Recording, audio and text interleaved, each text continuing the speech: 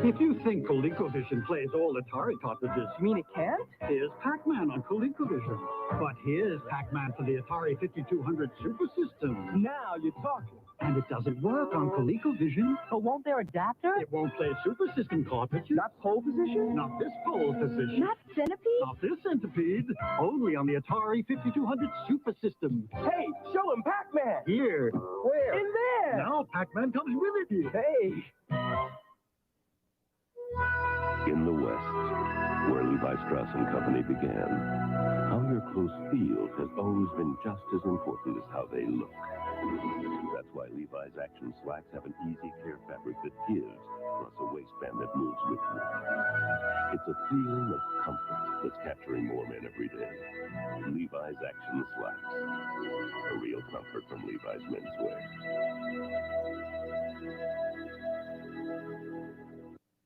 These are America's 6 best-selling daily nutritional supplements. But Advanced Formula Centrum is more complete than the others, with 6 more vitamins and minerals than Myadec, 7 more than Theragran M, 12 more than 1-A Plus Iron, 13 more than 1-A Essential, 15 more than Geritol tablets. Advanced Formula Centrum, more complete than these leading brands, from A to Zinc. And for your children, Centrum Junior, nutritional support to grow on, from head to toe. What's this, a space-age toothpaste? No, it's our Aquafresh with the brand new see-through top. I can see its triple protection formula. Only Aquafresh has it. The maximum fluoride protection of the leading paste, all the breath freshener of the leading gel, and gentle cleaners that even remove stained film. Concentrated in one complete toothpaste. And tests prove mothers prefer Aquafresh to the other leading brands. Triple protection Aquafresh, a complete toothpaste. NBC Movie of the Week returns following these messages. Thursday. Are you still looking for a housekeeper? What happens when 2 cute guys You're hired. find a beautiful live-in maid? Hi. Bye. Their girlfriends want her to get lost. Whoa. But you never can tell what'll be going on or coming off when the curtain goes up on We Got It Made, premiering Thursday. This is NBC News Digest, sponsored by Timex Sports. Here is Norma Quarles, NBC News. Good evening. A barbaric act. The words of President Reagan referring to the Soviet Union's shooting down of a Korean airliner with 269 people aboard. Tonight, administration sources say Soviet searchers have recovered some bodies. An urgent session of the UN Security Council today heard the U.S. and South Korea demand a credible investigation of the jetliner downing. Now this. The Timex calculating quartz, alarm, stopwatch, plus 15 other features, and it's Timex Tough.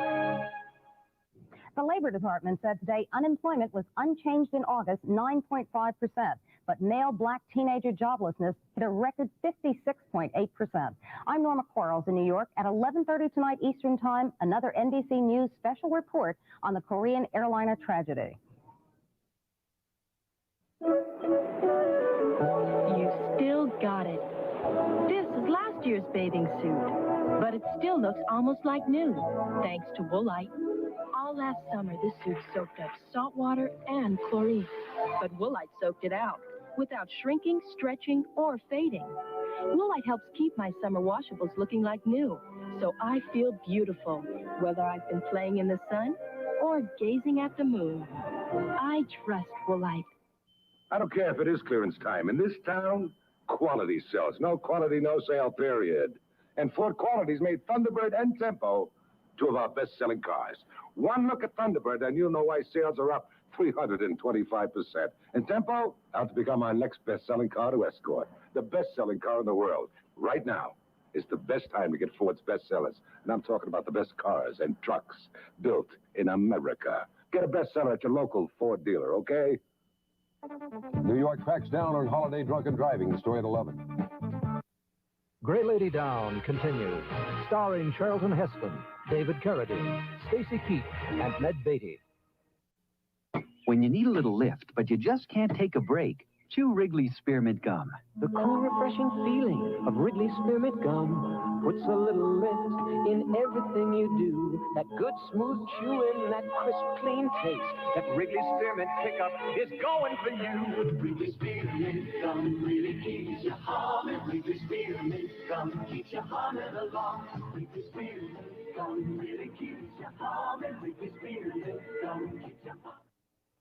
Took me a long Saw this woman in her Levi's jeans, but I know where I'm going now. getting rid of things that just don't matter. A woman unafraid, Took me a long time, still concealed but I know where I'm going from here. in her women's Levi's jeans.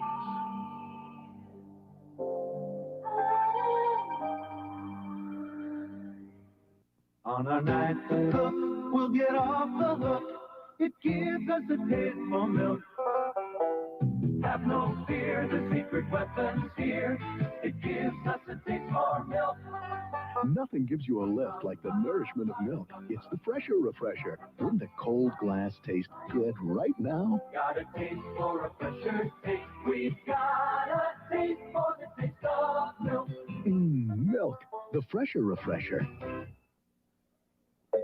Hi-ho, well, forevermore. I'm from the Polo Club. We'd like some appropriately rich crackers. Try Keebler Club crackers. Oh, not saltines. My club frowns on saltines. Club crackers taste a step above. They look like saltines, but they have a rich, distinctive taste no saltine ever dreamed of. These are so good, I'd like you to join our club. You'll need a short horse. Keebler Club crackers taste a step above saltines. NBC Movie of the Week returns following these messages.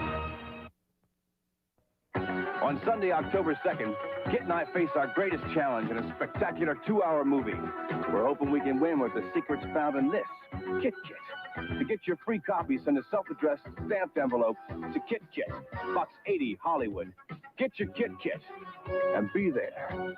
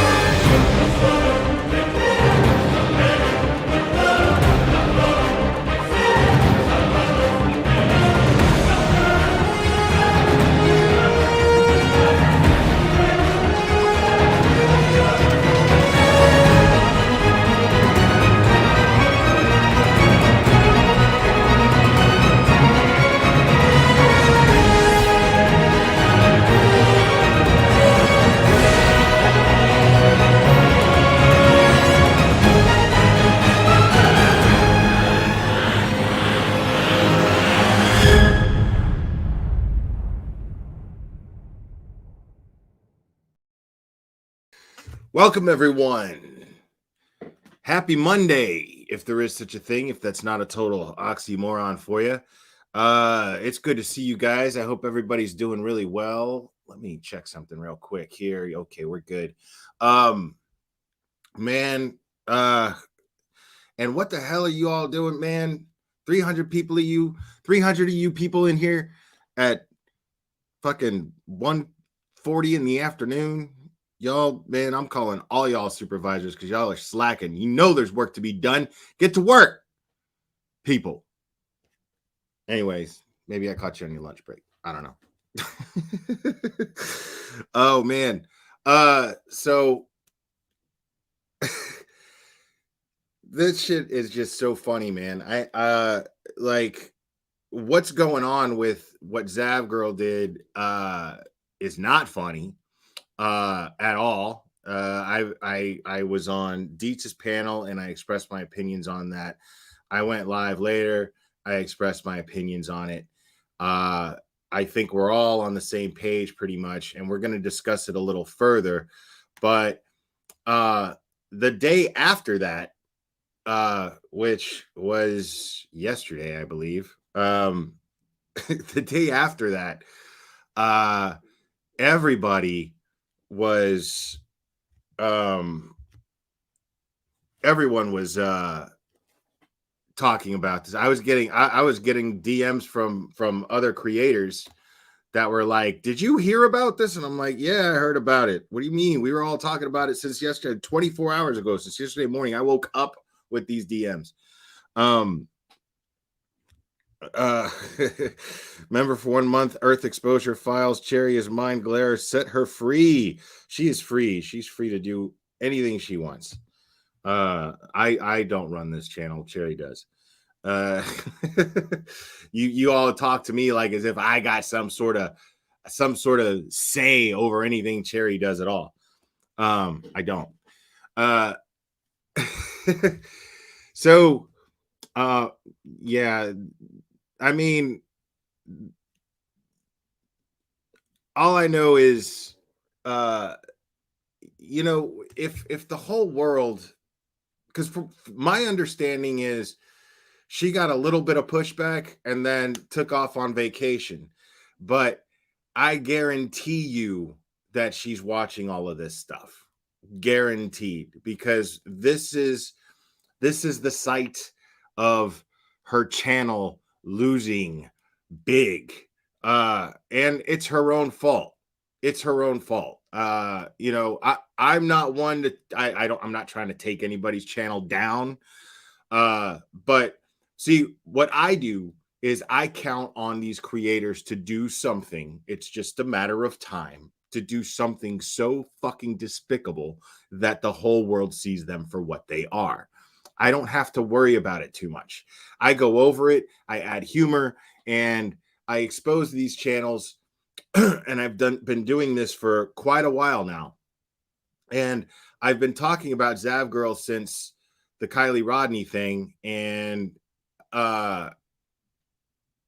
to me, this is no surprise. There are those of us who are just like, Jesus Christ, man. You know, but not surprised. And then there are other people who are just shocked that somebody would do this, somebody who they follow so religiously and somebody who they've supported so much would go and disrespect someone like this. People who are parents who support Zav Girl's channel.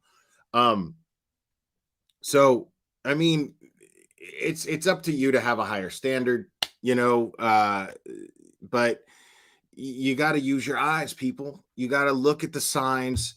These people are showing you red flags. You know, you can make excuses for them all you want simply because they happen to act all innocent on their channel and they go,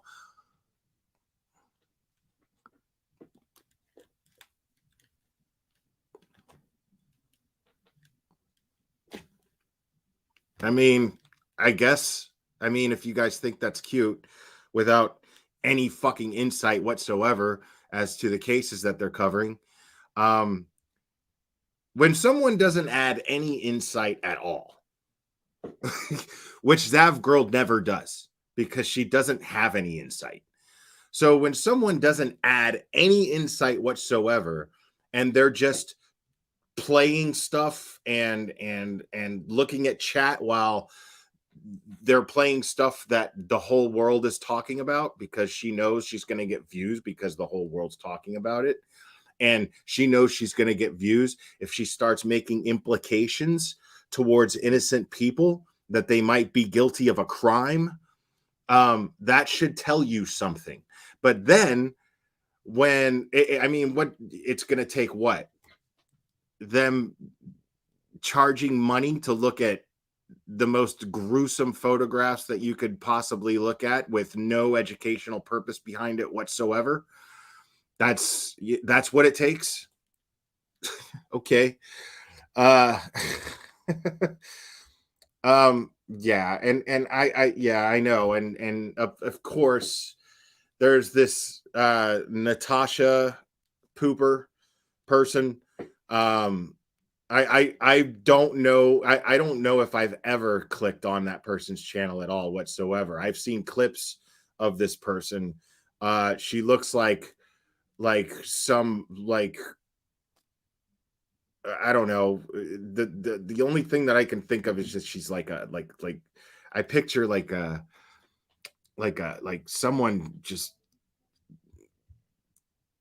took a bath in a radioactive, like, chemically polluted lake, and then got poisoned by radioactivity, and then sat on a couch or on a recliner and farted, and then that fart mutated into what we see Natasha Cooper as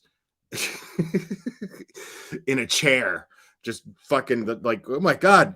Just imagine a horror movie where the fart is the protagonist.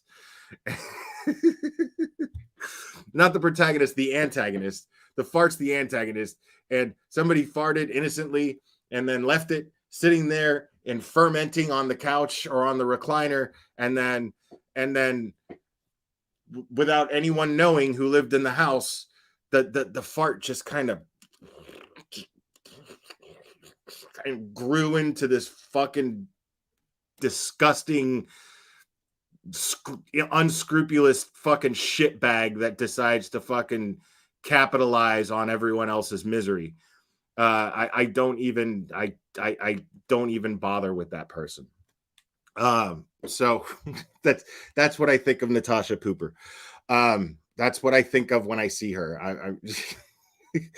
I think I'm trying to look to the left of her to see if I see Princess Leia in a steel bikini or a brass bikini with a chain and a choker around her neck.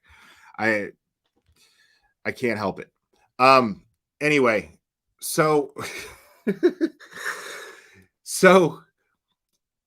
this situation, this thing that Zav Girl did, caught the attention of some larger YouTube creators, some more popular YouTube creators, just to show. Now, here's the thing: is I clicked on this and I started to watch it, and I watched about maybe a couple of minutes of it, and most of it was just Cinema Shogun.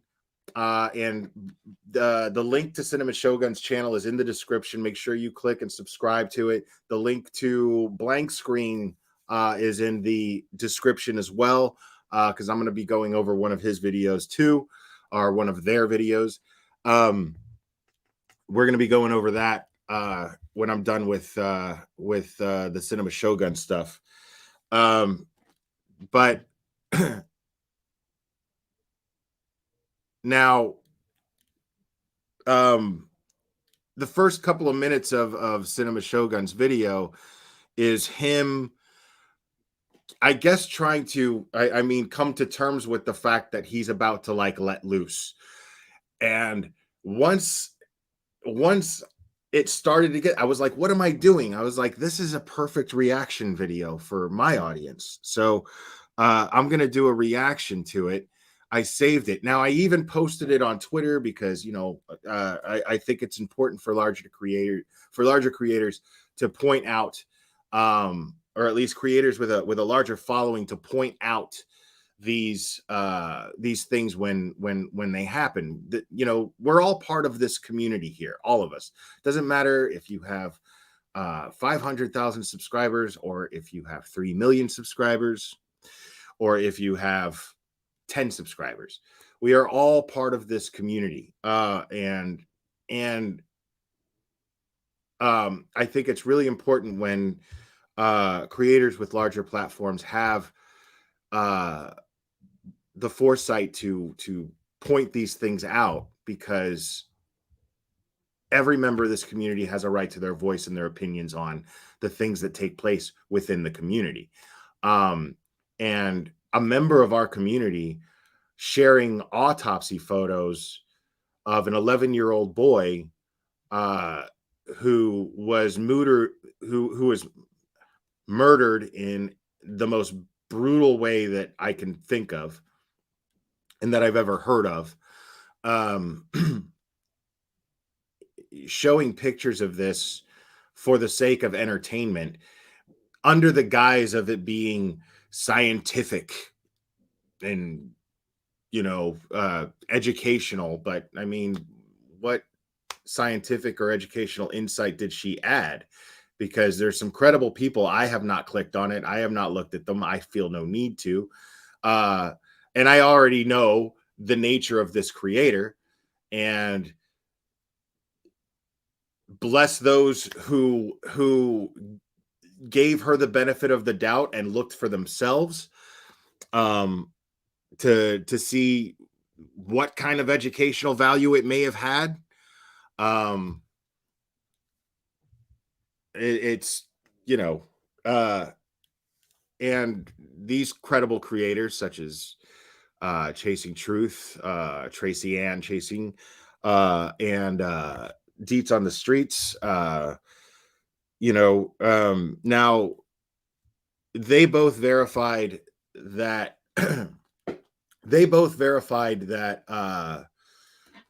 what's up, Lewis? Right on.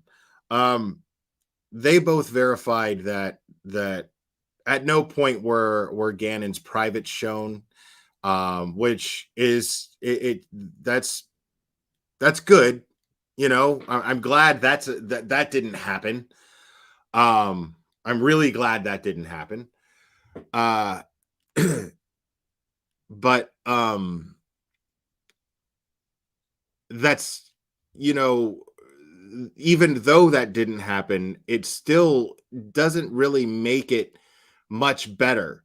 Even if they were showing, you know, Gannon in this state of undress, as well as, you know, being in this horrible state, even if that were the case, it doesn't make what she did any better that they didn't that it wasn't shown. It makes it worse if it did, but it doesn't make it any better. The point is that this little boy had no say over what happened to him. And he is 11 years old prior to the fact. Even if that were in case of an event, he is not old enough to consent to what is going to be done with his images or his body when he dies. There's nothing that he would never have any say over this, because he's only 11 years old. And I do not believe, and I happen to know for a fact, that Landon's mother does not want to remember him in this way. I don't think any of his loved ones would want to remember him in this way. They want to remember him with smiles, happiness, good times, in the manner of which I showed before we started the stream. And I think the decent thing to do is to respect that. Now, I posted it in community. It's not, I want to be clear, that is not Landon Hyatt That is not Landon Hyatt's reaction to what Zav Girl did. I don't think that she has publicly reacted to what Zav Girl did. I don't know if she will or not.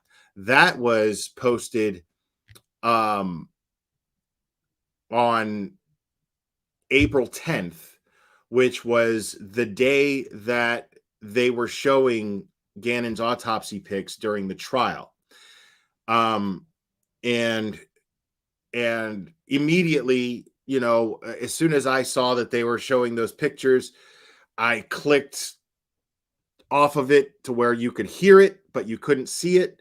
I didn't want to look at it. I didn't think any of my viewers wanted to look at it. And the way that I saw it was there were plenty of other channels. If you felt like it was important to see what the medical examiner was testifying to, I understand that. And that's perfectly understandable. It's perfectly understandable. When you have a medical examiner or a coroner or someone who knows what they're talking about and knows how to actually break down what you're looking at, then I understand looking at this for educational purposes. But at no point did this take place. At absolutely no point did this take place. From what I understand, and based on the creators who I find credible who actually looked at this. And this is the issue that they seem to have. Now, but putting it behind a paywall, I mean, I don't know. And what's interesting is I can understand putting it behind a paywall if the purpose was to limit who sees it. And like I said, like if you have like maybe an interview with that medical examiner and you get to interview them and talk to them the way that maybe a creator like Duty Ron might do, or a creator like Mike King from Profiling Evil might do, these things, these are what you would call educational purposes. But that's not what took place. Zav Girl simply got a hold of the stuff. Zav Girl simply got a hold of this stuff and then put it out there and made people pay for it, and didn't even password protect it. She didn't even put it behind a password protection. And as a result of this Dropbox, the link to this Dropbox ended up all over Reddit, and now God knows what type of nature of person now has a hold of Gannon's autopsy photos and is getting what kind of sick pleasure from that. And for what? A few bucks? You know? Now, she's not responsible. I'm not trying to claim that she's responsible for what sick fucks do with pictures like that, but she definitely made those pictures available. She definitely enabled these sick fucks. And she enabled people calling and bothering Landon or Al and saying, do you know what this girl did? Do you know what she did? Do you know what she did? She enabled these things. And I can't even imagine how Landon, because I'm sure she's gotten wind about it, and I can't even imagine how she feels about it right now. I don't want to imagine how she feels about it right now. But I'm really glad that this community stood up and spoke up, and certain members of this community who have larger platforms who usually don't engage in content like this decided to get a little muddy. And I love when that happens. I love when that happens. So without any further ado, let's go into Cinema Shogun's video here. What's up, Mystery Maven, Lawyer Mystery Maven Jess?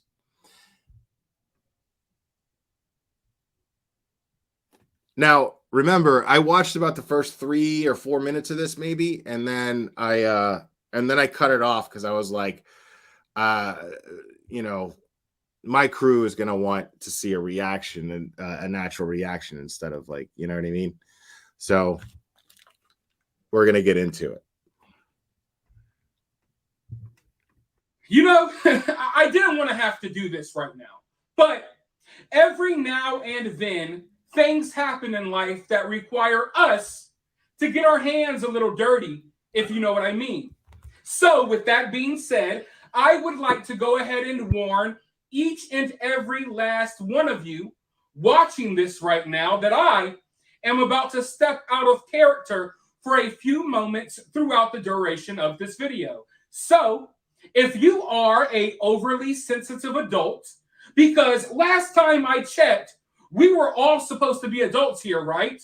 So if you are a overly sensitive adult that can't handle someone saying a few bad words, if you cannot handle me saying a few mean things to someone that has done something that is absolutely disturbing, disgusting, vile, and downright evil, then do us both a favor and go ahead and click off this video.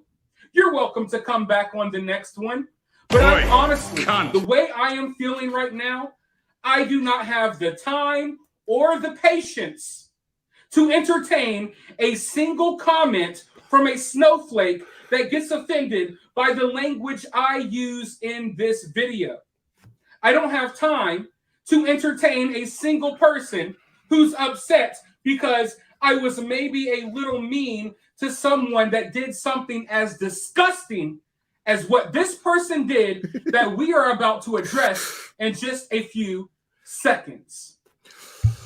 Now, I would like to think of myself as a nice guy. I'm very easy to talk to. I am very easy to get along with. However, I have this little switch inside of my brain. I like to call it the I don't give a switch. And when someone or something flicks that switch, any that I would have ever given, it goes right out of the window. Just say fuck, homie. It's all good. But to be clear, I never ever stoop down to anyone else's level. No, I do not do any stooping. I take luxury trips down to people's levels, okay? I take first class flights down to people's levels because I am not afraid to fight fire with fire. I am not afraid to get my hands dirty. I am not afraid to get downright nasty when needed. And after I handle my business, I move back on up to that deluxe apartment in the sky, just like the Jeffersons. So now that all of the crybabies are out of the room, hello, Zav Girl. I know you're watching this video right now. Usually, I start out my videos by... You know she's watching it. introducing myself. But here, there are no introductions necessary because I know you remember me. And on the other hand, I could never, ever forget that stale-ass face, no matter how hard I tried.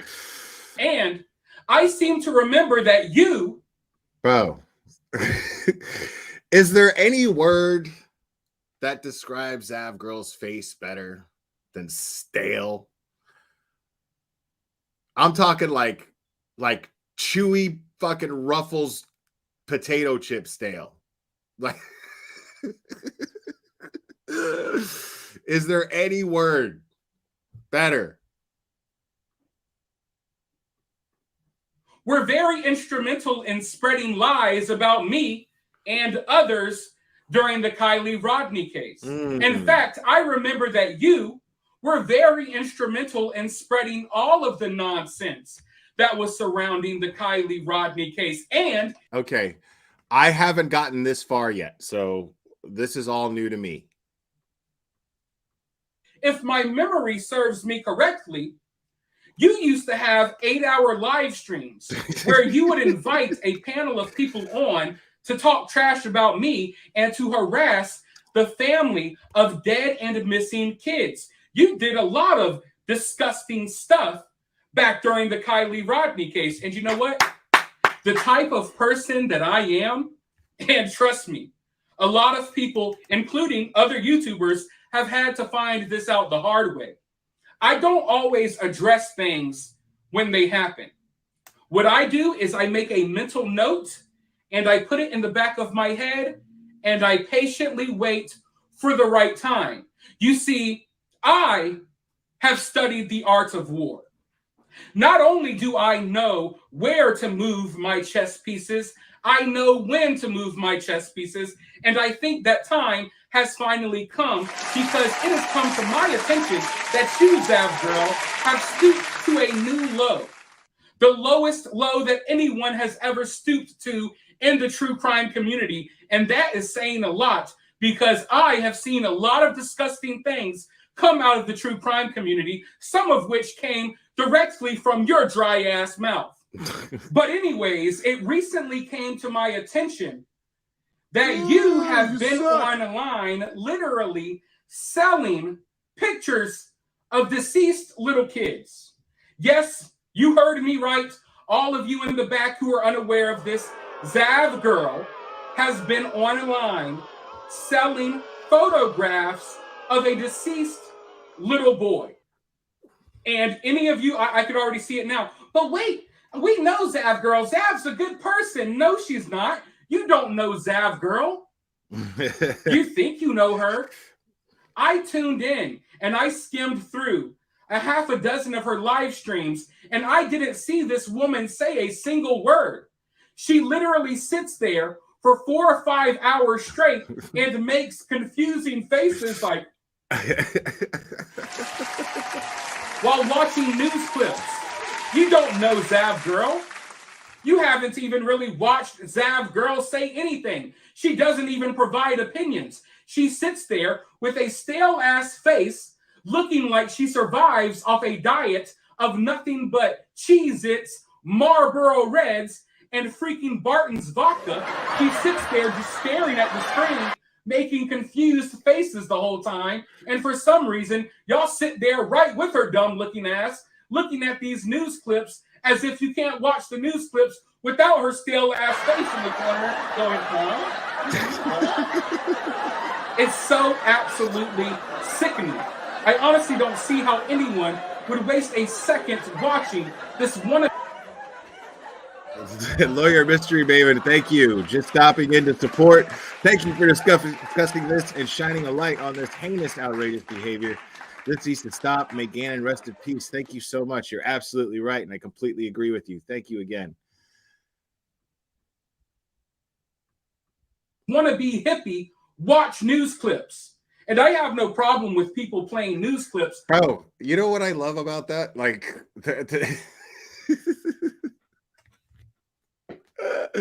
my man said, "Wanna be hippie."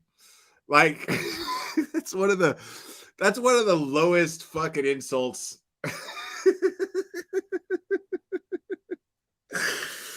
That man, it's like, okay, like you aspire to have horrible taste in fucking music, like the Grateful Dead. You want to be smelly and smell like fucking patchouli on top of BO. You want to wear Birkenstocks with dirty ass fucking grime in between your toes and ugly ass fucking tie dye. Like, and you just want to be that. Like, you can't even you have to perpetrate that shit. You can't even actually be that. Like, how low of an insult is that? Like, you're not even a hippie. You're a wannabe hippie. Like, I want to be smelly. Oh my God, bro. But honestly, I was going and skimming through this lady's live streams trying to see what she be talking about. She don't talk about a damn thing. She just sits there looking stupid and constipated the whole time. Like, this lady looks like she is straining to get one of those hard, spiky turds out of her behind. I wouldn't be surprised if she has used the money that y'all weirdos, and I don't mean y'all watching this, but these weirdos gave her to look at pictures of a dead kid. She's probably using all of that money on stool softeners. But yeah, anyone that's here to defend Zav Girl's character, you don't know Zav Girl. How could you? This woman said all of 3 things throughout the duration of her YouTube career. She sits there, acts confused, she plays stupid, and she invites controversial people to come on and talk crap on her live streams. She provides nothing of value. Nothing. And she knows that, which is why now she has resorted to charging people to look at photos of a dead child. Hey, everyone, come sign up to my Patreon. For only $3, for the small price of $3, you could look at autopsy photos of an 11-year-old so we can make fun of their dead body. I kid you not, that's what this woman has done. She is charging people $3 to join her Patreon so they can view pictures of a deceased little kid. I'm not sure how many of you all were aware of the Gannon Stouch case. Maybe I'm pronouncing that last name wrong. To be clear, I never covered this case. I don't know anything really about this case. I know that an 11-year-old boy was killed by his stepmom. I believe. And that's all good, man. Like, see, this is really important. Real quick, before I continue this video, I want to make this point because he's making an excellent point here. He's like, I didn't cover this case. I don't know that much about it. And he's being honest. You know, he's not pretending like he knows more than he does. And, you know, to a lot of people, true crime, man, it's just they don't even see they don't even see what the interest is. And I get that. And I'm not saying that's the case with him, but I'm saying I think it's really great that he's making this point, because even those of us who don't follow true crime, it's important for those of us to understand the difference between decency and shit behavior. And he's not even in the true crime community. He doesn't even consider himself to be part of the true crime community. And yet this man still understands the difference between being decent and covering a case and being indecent and just using tragedy to capitalize. What's that word, y'all? What's that term we like to use? I believe there was a trial recently. Well, anyways, Zav Girl has taken it upon herself that, hey, I'm going to take autopsy photos of Gannon and I'm going to charge my viewers to look at them. Now, if that's not if that's not the most disgusting thing that you have ever heard, then I don't know what to tell you. The true crime community, I say it all the time, I don't put nothing past these weirdos, but I'll be damned if they don't come up with a new way to make me absolutely disgusted and sick to my stomach every couple of weeks. And this is a new low. This is a new freaking low. And see, now that right there is an excellent example of what I'm always talking about. Because here's Cinema Shogun, not even part of the true crime community, doesn't even want to be lumped up with the true crime community, and I don't fucking blame him. Because every couple of weeks, as he said, there's always someone doing some fuck shit on YouTube in regards to a case where someone was brutally murdered, whether it be a minor, whether it be a woman, whether it be a man, whether it be a whatever. And then somebody in this community has to try to find a way to make it disgusting. And when in the process of them doing so, I mean, it's already disgusting the way I worded that wrong, but to find a way to make those of us who take an interest because we care about justice and we care about families of victims getting justice, these people find a way to make us all look bad. This guy right here, right now, is now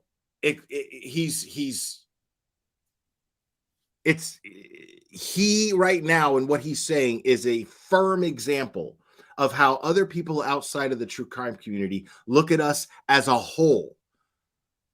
And that's what he just said.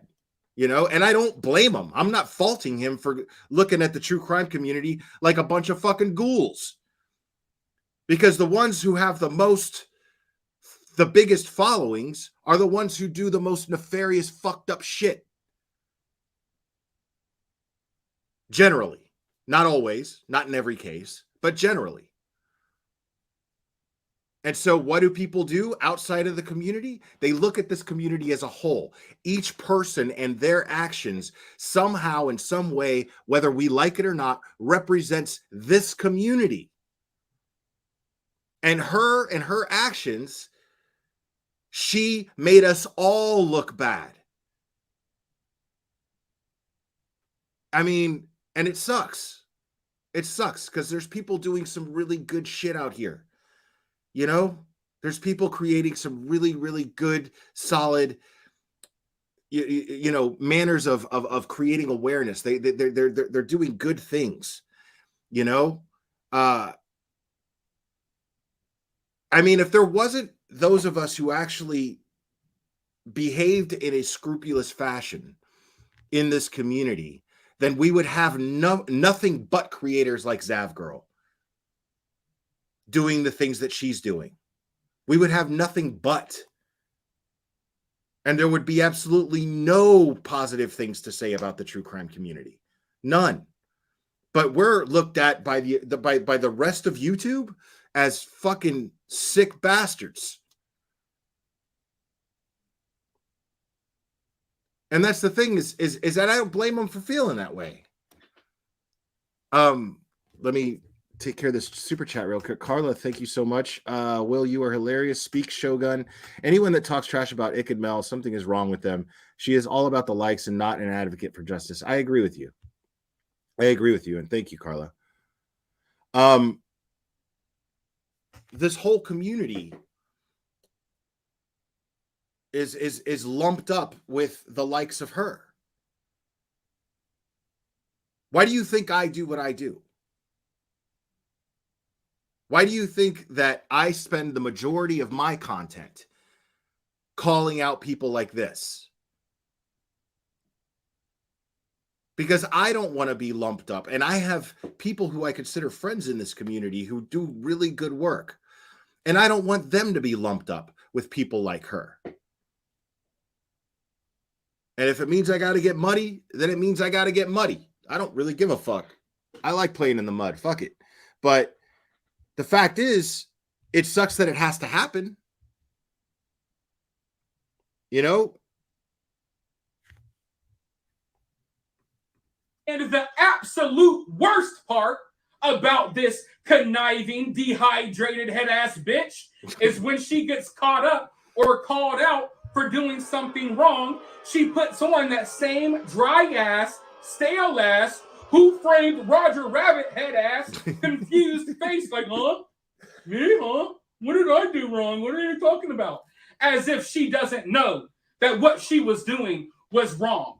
She knows. Exactly. She knows exactly what the fuck she's doing. That what she was doing was wrong, which is why she didn't put the photos on YouTube. She put them on Patreon. Like, hey, everyone, come on.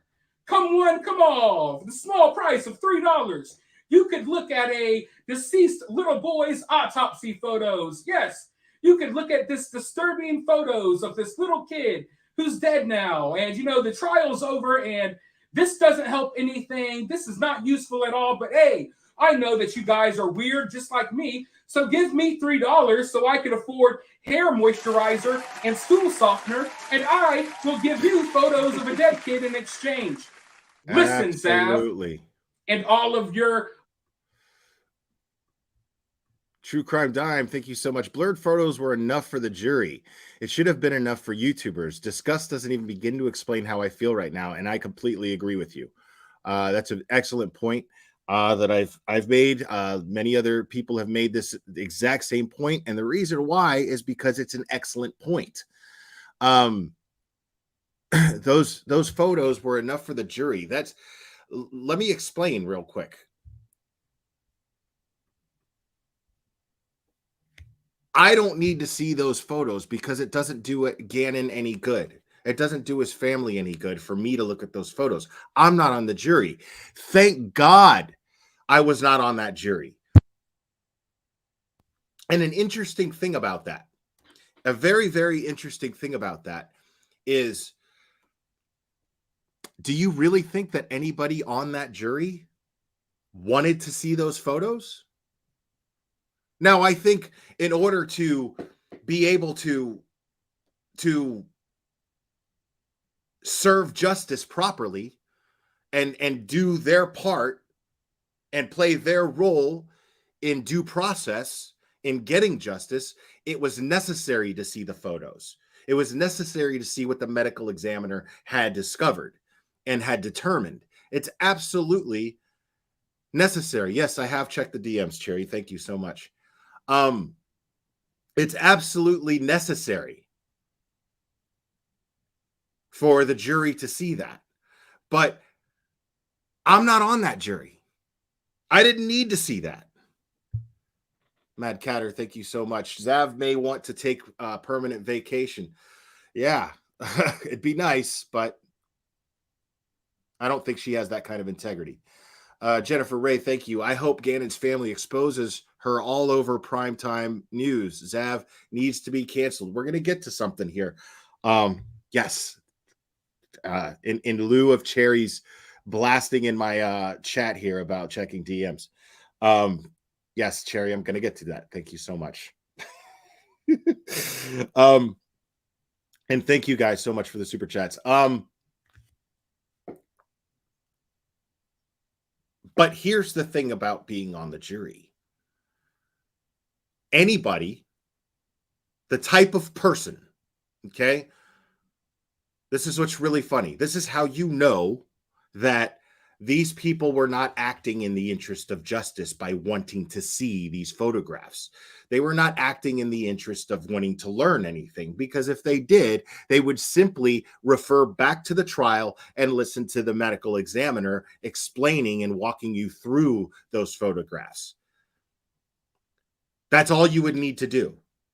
But paying money to Zav Girl to show them, who has no medical experience whatsoever, who has no investigative experience whatsoever, who has no common sense whatsoever, who has no insight whatsoever, the only thing you're going to get out of that is some gruesome, sick curiosity, pleasure from quenching your curiosity, whatever the fuck your curiosity is. It makes no sense to me. But the interesting thing about being on that jury, because only a jury, it's only necessary for a jury to see those photos. It's only necessary for a jury to see those photos. I want to be very clear about that. The type of people who actually want to look at these photos for no valid reason whatsoever would never get on that jury. They would have never gotten on that jury. They would have never made it past jury selection, because lawyers know how to ask the right questions to find out if you're just some sick, twisted fuck who gets off on the idea of or gets off on the details of an 11-year-old being murdered. You would have never gotten on that jury. That's what's really funny, because you want to be on that jury. Anybody who wants to be on a jury is the biggest red flag to any attorney who's doing jury selection. If they can even smell that you want to be on the jury, they're going to be like, nope. Nope. This juror is dismissed. Thank you, Your Honor. That's exactly what would happen, because they don't want people like that getting any pleasure from looking at these photographs, from looking at the evidence. The only thing that they're interested in a juror are people who are interested in justice.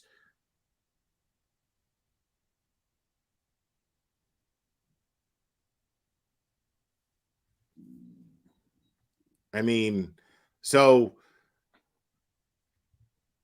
think about jury selection. When you look at why someone explores certain evidence and what their motives are behind exploring evidence in a case, especially after the case is closed, especially after justice has already been served, ask yourself whether or not that person would be selected as a juror. They would have never made it past jury selection. I don't think the prosecution or the defense would have wanted that type of person on the jury. That's what's really ironic, because a lot of times it's the prosecution likes somebody because they're likely to look their way. Somebody who just has no fucking, somebody who has no agenda other than wanting to just be part of it, like, oh, what's going on here? Those type of persons, the attorneys know how to sniff that out. They know exactly how to sniff that out. And they're not going to want them. A defense attorney is not going to want people who relate to someone like Letitia in any way, shape, or form to be on that jury. And the reason for that is because the defense would have known that Letitia is a sick, twisted fuck. And having somebody who's a sick, twisted fuck on that jury is not going to help her case at all.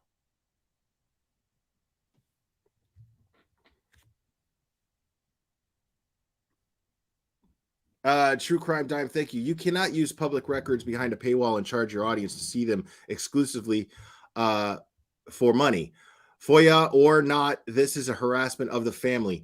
True Crime Dime, thank you. I appreciate that, but I'm not sure I agree 100% that it's a harassment of the family. I think it's blatantly disrespectful to the family, but I wouldn't go as far as to use the word harassment to the family. I think it's blatantly disrespectful, and I think what it does is it can perpetuate.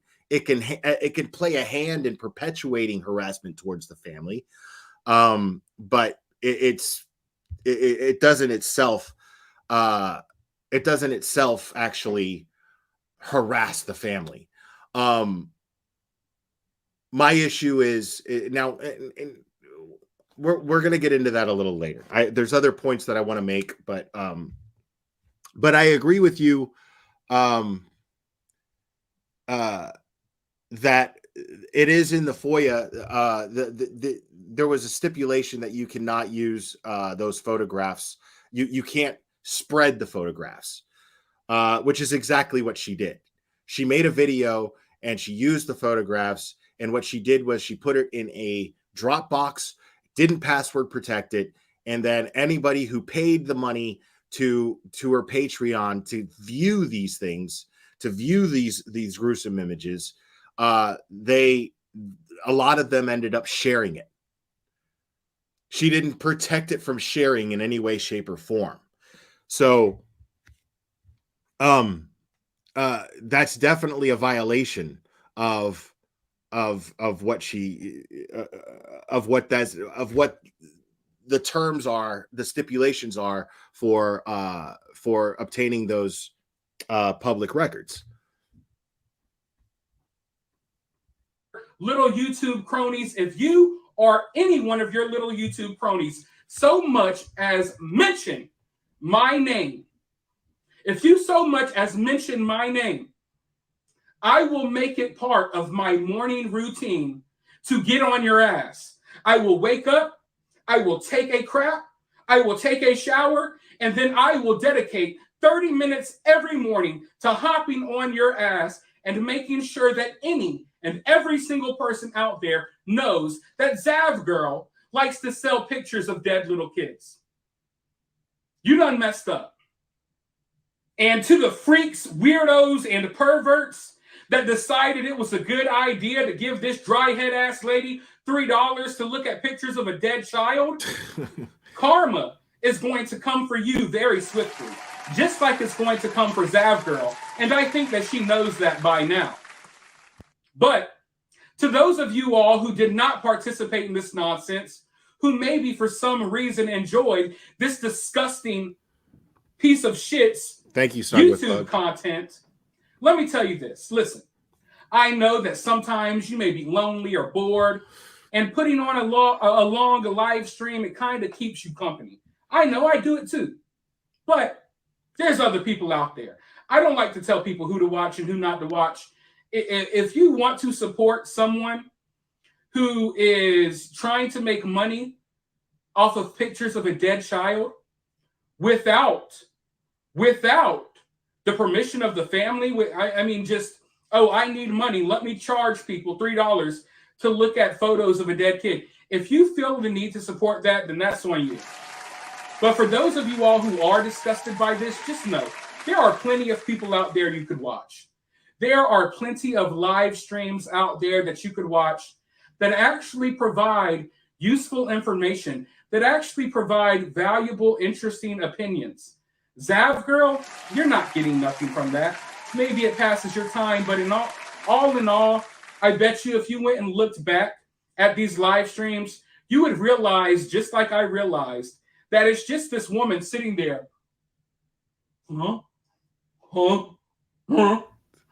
While showing y'all news clips. No one needs that. You can get your entertainment somewhere else. Okay? It's not that hard. But with all of that being said, I'm going to go ahead and end this video before I go even further off the rails. And I want you all to understand that this video, this is me being as nice as I possibly can to someone like this disgusting piece of human garbage. This is as nice as I could get. This is not me being mean yet. This is not me being hateful yet. This is not none of that. This is me being as kind and friendly as I can to someone who is trying to make a profit off of selling pictures of dead kids online. Let me know your thoughts about this, though, down in the comments below. While you're down there, remember, if you're one of Zav Girl's friends and you say something I don't like, you're only going to make things worse on Zav Girl. But also, let me know your thoughts and opinions down in the comments below. Hit the thumbs up, hit the subscribe, ring that notification bell, and who knows, maybe I'll have to hop on this woman's ass again tomorrow. We'll see how I feel.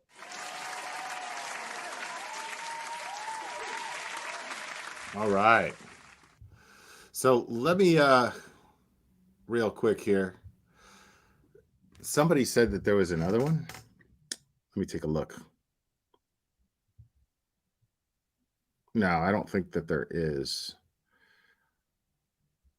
Oh, wait, there is. Oh, wait, there's another one. Okay. I haven't watched this one yet either. What's up?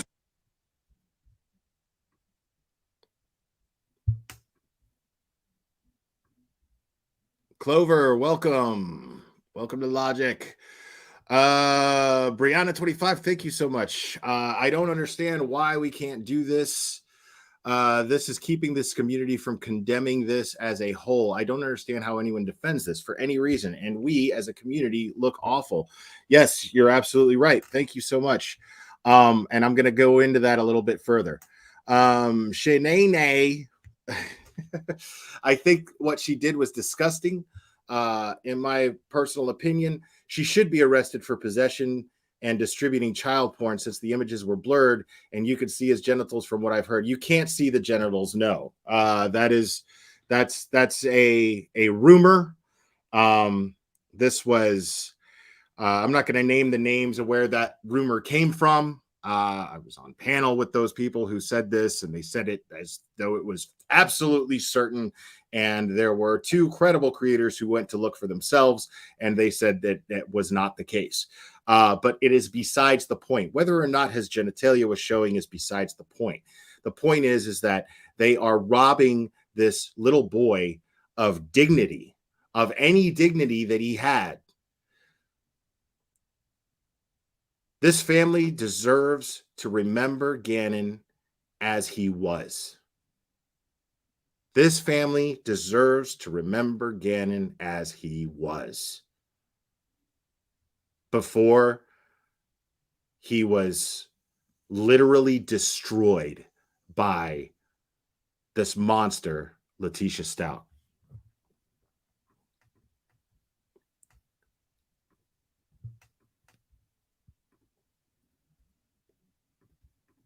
What's up? It's Cinema Shogun here, and for those of you all who do not know this by now, me and the true crime community, we do not mesh well together at all.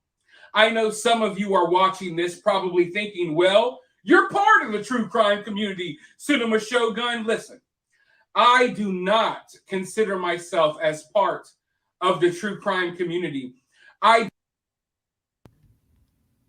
Mar BMW sequel admin, thank you. Deets on the Street shared a post of her on her community tab that has comment from Gannon's grandma. Yes, you're right. Thank you. Let me go ahead and read that real quick before we continue with this video. Cherry, thank you for sharing this. This is from LaRonda Bullard. And she states, I am Gannon's Nana. This is devastating. Why would anyone do this? It's breaking our hearts all over again. If this happened to one of their children, it would not happen. Please let our family find some peace. Our hearts will never be the same. This goes out to all families that has lost a loved one. Some people don't have a heart, no feelings at all. Please respect our family. This is a nightmare. Please respect us. I just don't understand why anyone would do this. Just the helplessness in that and the emotion in that is infuriating. It's absolutely infuriating. Just to give you an idea, how many times is she saying, please respect us? Please respect how, just let us mourn. Let us heal and move past this.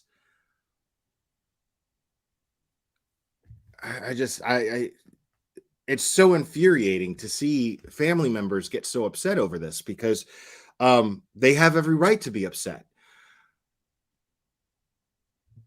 They have every right to be upset.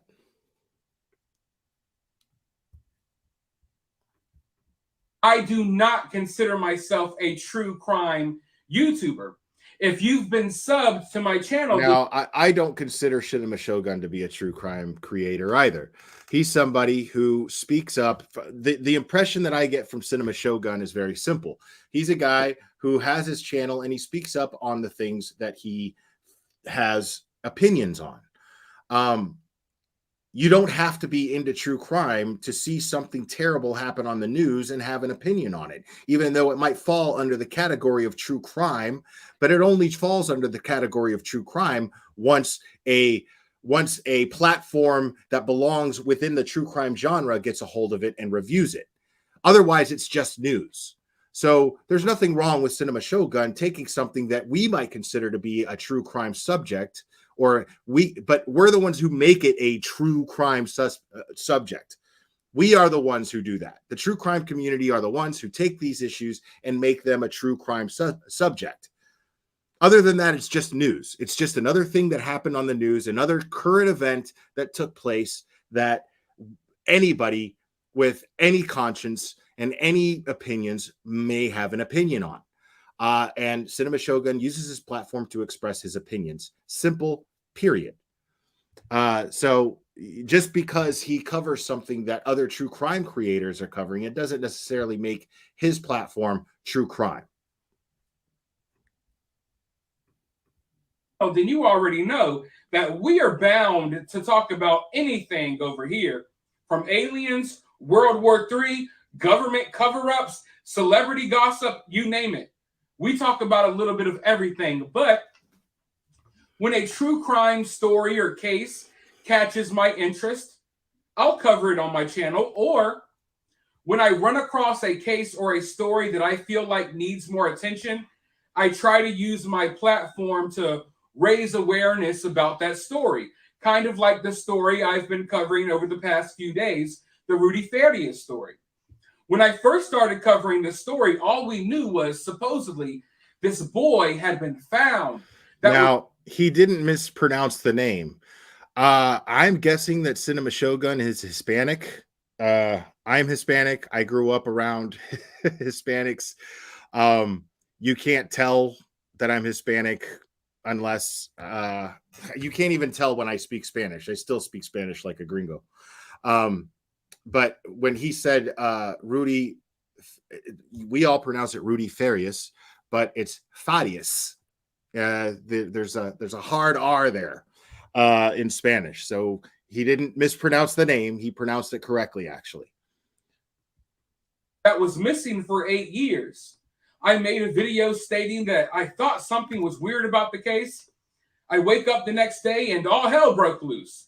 I started doing my, research and things, and we uncovered a lot of crazy stuff in that case. If you have not been following it, you may want to check out some of my videos because... No, roses are red. I'm not Spanish because that would imply that I am a Spaniard and from Spain. I am Hispanic. My family hails from Dominican Republic. Yes, 40 Love style. She knows. She knows. La vaina, la vaina, la vaina. She knows. But yes, there's a difference between being Hispanic and being Spanish. It's one of the craziest stories I've ever seen.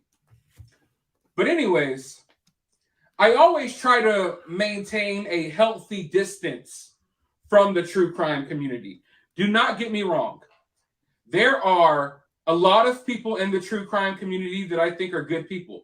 There are plenty of true crime YouTubers that I think are cool people, some of which have been really kind to me. So do not misinterpret my words. I know some of you will. There's always that bunch. But I'm not here to take a crap on the true crime community as a whole. I'm not here to say that everyone is bad. But the true crime community is a double-edged sword. On one hand, you will find he's spitting facts there. It's absolutely true. It is a double-edged sword. I know exactly what he means by that. And he's not wrong. The most compassionate, kind-hearted people in the world. On the other hand, you will find some of the most down low, vile, disgusting human beings that the world has to offer, kind of like Zav Girl, who recently got exposed for selling pictures of dead kids on Patreon. And we will get into more of that in just a moment, because that's the point that I really want to get to in this video. But for some reason, I always found that a lot of these prominent people in the true crime community, they have this underlying hidden animosity towards me. And it's weird because I never interacted with these people a day in my life. I honestly go out of my way to kind of stay to myself. You do not see me appearing on other people's channels. You don't see me popping up on everyone's live streams, and I do not have people appearing on my channel. You see, I feel like a lot of YouTube friendships and relationships, they're parasitic. Is that a word, parasitic? I find that a lot of people on YouTube, it's like they're... I would love to correct him because I want to say parasitic. I'm not even sure if that's right, though. Parasites. They don't really care about you. They don't really care about forming a friendship or a bond. Parasitic. They view you as an opportunity. Like, oh, let me go on your channel because then I'll get more subs or I'll get more exposure. So a lot of these YouTube interactions you see, they're not genuine. Some are. Some form lifelong friendships on YouTube, and there's nothing wrong with that. But a lot of the collaborations you see on YouTube, it's strictly business. And I'm not someone that's interested in growing my channel off the backs of other creators. And that's what the majority of YouTubers do. The majority of YouTubers, the reason you see them here and there, and they're talking to this person and that person, it's because they view those chances as opportunities to grow their own channel. I'm not interested in doing that. I want to grow my own channel on my own. I want to be able to look at everything I've accomplished on YouTube knowing that I did that myself. I didn't have to go kiss someone else's ass on their live stream to get these subs. So I don't really associate with too many people. But for some reason, a lot of these prominent figures in the true crime community, they have this animosity towards me that I don't really understand. Like this woman, Rose or whatever her name is on Twitter, I never talked to her a day in my life. I don't know this woman. She's made a sarcastic comment towards me in the past. But the other day, someone who doesn't even follow me that I don't even know, they shared a link to one of my videos on her Twitter post. And this lady had a conniption fit. She had a hissy fit. Basically, getting on the cases of some of her followers, getting mad, and blocked me. And I'm just sitting here like, I didn't share the link. I don't even know you. What is your issue? But you see, ladies and gentlemen, I know what the issue is. I know exactly what the issue is that these people have with me. You see, there's two things. For one, for those of you all who saw my video last night about Zav Girl, when I make videos like this, it scares a lot of these prominent people in the true crime community because they know that I'm bound to make a video about them. They know that I'm not afraid to call out some nonsense when I see it, and they feel as if they may be next on the chopping block, even though I don't even know who these people are half the time. So they see someone like me, and in many ways, it intimidates them, not like physically, like a physical presence intimidating. Y'all don't think it's weird that my man's drinking out of the jug, man. Look, I'm comfortable with my blue cup, but I got my own jug here of unsweet tea. So I mean, you get thirsty. Whether you're making a video or not, you leave that man alone. All right. This is my unsweet tea. I'm doing intermittent fasting right now, and you can't have anything during your 16-hour period fasting without anything other than black coffee, black tea, or water. So I don't like black coffee, and it's hot, so I'm drinking unsweetened iced tea. Intimidating them, but it intimidates them because they know that they're not really in this community for the right reasons. You see, a lot of people in the true crime community, they don't really care about victims and all of that stuff. They care about themselves. They care about their own victimhood status and narrative. They don't go into these cases to raise awareness about these cases or to get to the bottom of what happened in these cases. They go to promote their own victimhood status. They live in this, it's really hard for me to explain, but they're like professional victims who everything about them is all wrapped up in victimhood. No personality, nothing to offer the world. They're just a professional victim. And they like to entertain themselves by looking at other victims and feeling bad for themselves, not really feeling bad for what happened to these people, feeling bad for themselves. They look at these true crime these true crime cases as if it's a way to boost their own victimhood narrative. You see? So a lot of these people that you think, oh, this is a person that really wants to get to the bottom of this case. No, they just want you to feel sorry for them for covering the case and weird stuff like that. It's really weird, but the true crime community. See, I want to emphasize on what he's talking about here. We're going to be here a minute, y'all, because this is a half-hour long video. And what he's saying about the true crime community is valid, and I believe needs to be said, and it needs to be said by somebody who's not even in the true crime community. Because I agree with everything that he's saying so far. He's absolutely right. There is a big difference between creators who will use true crime as some way to they treat these cases like they're like songs that they relate to. You know what I mean? These are the same type of people, you know what I mean? Like the type of people that he's talking about that will use a case to get people to feel sorry for them because they'll slip in their own personal issues and then get you to go, oh my God. Oh, you really relate. You have such a heart. Oh my God. Those type of creators that you do that to, those are the same motherfuckers that when you are like in a car with them, you know, they take over your fucking radio and then they start playing the song and they're like, shh, shh, shh, listen to the lyrics to this song. This song is so me. It's me. This song is totally about me. Oh my God. No, shh, listen. Fuck. You were talking during that part that really illustrated who I am. So hold on. Let me rewind it because hold on. Just because you're such a fucking asshole. Listen. Okay. Now listen. It's like right there. When they said that their heart was broken, that's me. Those are the same types of fucking people. I have no patience for idiots like this.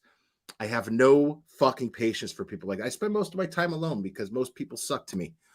I like being alone. I love my solitude because most fucking people suck.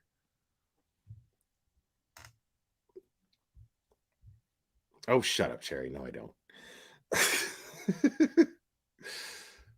Is filled with professional victims who have made it their whole personality to just be a victim. They've made it their whole personality to just be emotional over other victims.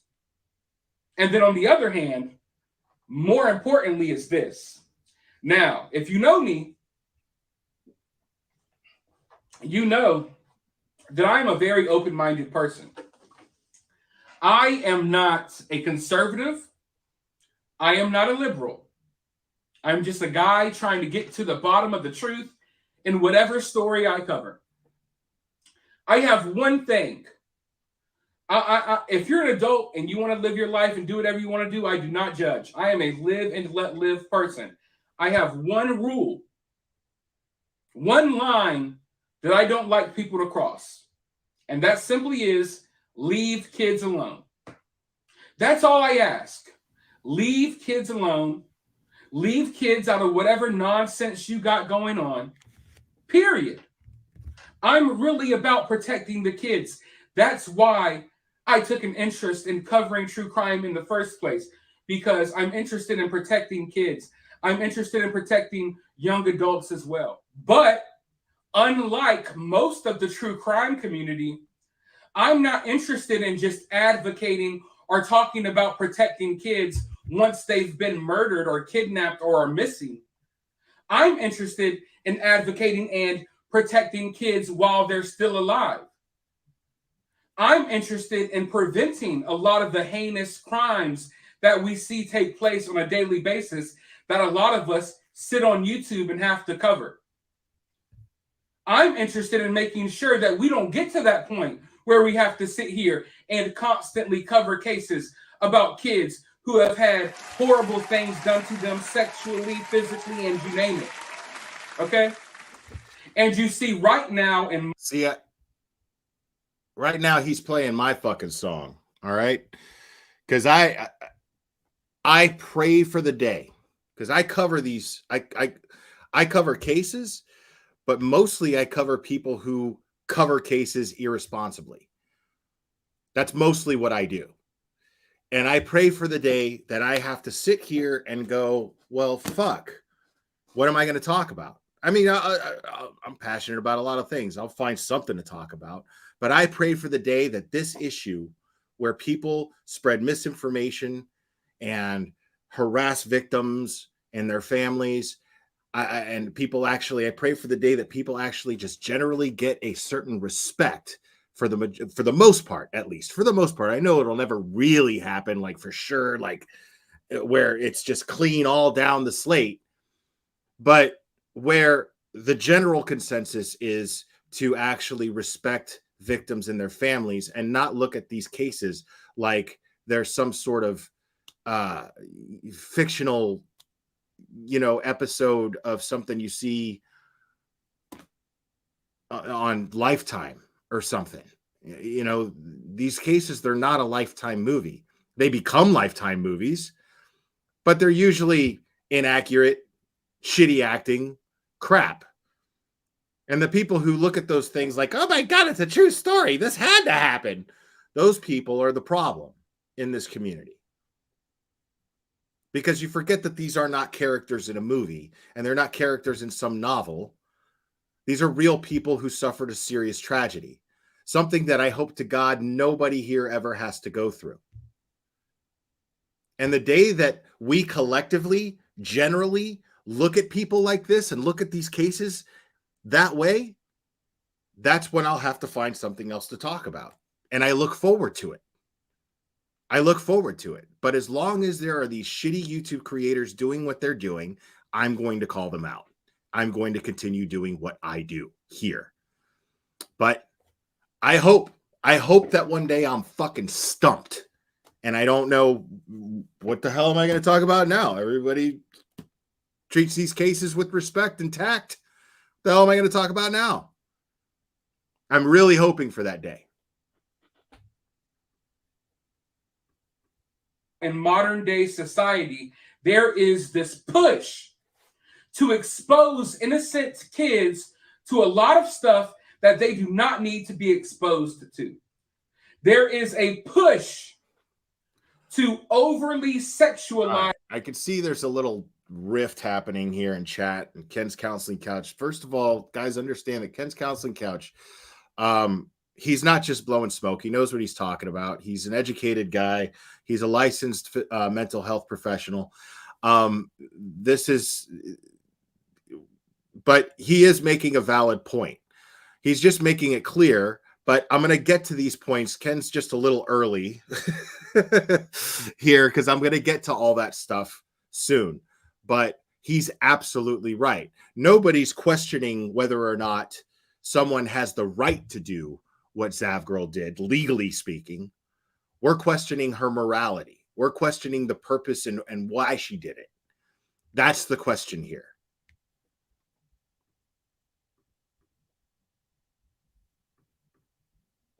Kids at a young age. So when I say I'm into protecting kids, I don't mean like, oh, I'm going to talk about a true crime case once a kid gets assaulted and killed. No, I mean, I'm going to talk about this now while kids are being exposed to weird stuff in school by their teachers, while kids are being exposed to naked adults running around the street naked in the middle of parades, okay?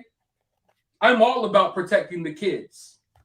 And if you're really about protecting the kids, you're going to be calling out all of these groomers and these weirdos who are constantly have made it their mission to do nothing but expose kids to all of this wild sexual stuff at a young age. And okay, now he's talking about a different subject.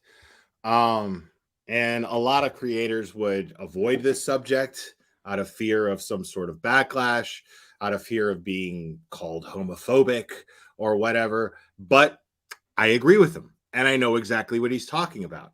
There are certain things that are appropriate for kids to be exposed to, and there are things that aren't. It doesn't necessarily mean that your behavior is wrong or what your ideologies are wrong or who you identify as, because you may identify as something that you're not biologically.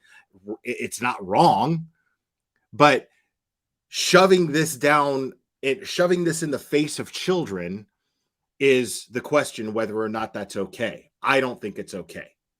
Personally, I think that there are boundaries that need to be maintained between children and adults. And I believe that certain things that are being pushed on our society are being pushed onto our children and are breaching those boundaries, those healthy boundaries between children and adults. That's all he's referring to. So for anybody who's about to start with the bullshit about, he's being homophobic and blah, blah, blah. No, he's not. He's just saying keep it in your fucking bedroom. You don't need it at a family parade. Like, you don't need to be exposing your your body and genitalia and celebrating, you know, your sexuality in front of kids. Kids don't need to be burdened with sexuality. That'll happen later. That'll happen. They'll become curious as teenagers, and then their parents are there to guide them through that. That's not your place. It's not anybody else's place. There has to be boundaries between children and adults. Period. That's all he's saying. And you see, I got into the true crime community. I started covering true crime because I thought that we all were at least on the same page about that. Let's protect kids. Let's make sure that these predators don't prey on kids out in public. But no, that's not the case. The reality is, most of the true crime community, they like to sit on here and pretend they care about kids, and they advocate for kids once they're already dead while collecting super chats on their 8-hour live streams. The reality is they support a lot of this overly sexual stuff that these kids are being exposed to. They support that stuff. They were never here to be about victims. They were never here to protect kids. The exact opposite. The exact opposite. So a lot of the underlying animosity that the true crime community has towards me is because I am outspoken about protecting kids on social media. And they are not. They like to sit on here and act like they care about kids once the kids are already dead, so they could get sympathy from their viewers for covering the story, and they could sit there and, you know, promote their own victimhood status, but they don't care about. Oh man, now you done pissed me off. They have the right, Glairer, they have the right to one day out of the year to celebrate who they are, and they are not forcing anyone to watch. You kind of are. You kind of are. If you're going into a public street and you're shaking your bare ass and grinding up against people in public where children are just walking by with their families and minding their own business, don't say nobody's forcing them to watch. Yes, that there's a reason why there's a law against being nude in public or being lewd in public. There's a law against that.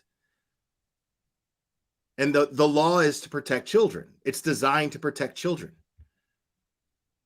So nobody's saying not to celebrate. You could celebrate being gay every day and every minute of the day.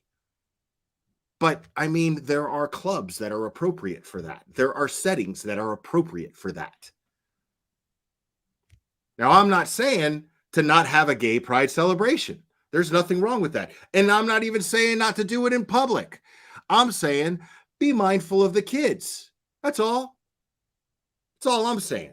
Be mindful of the children. Nobody's forcing them to watch. Get the fuck out of here. Oh, okay. So you know what? Let's just fucking blast. Let's blast porn, hardcore porn on the big screen in Times Square. But you know what? You don't have to watch. What? What?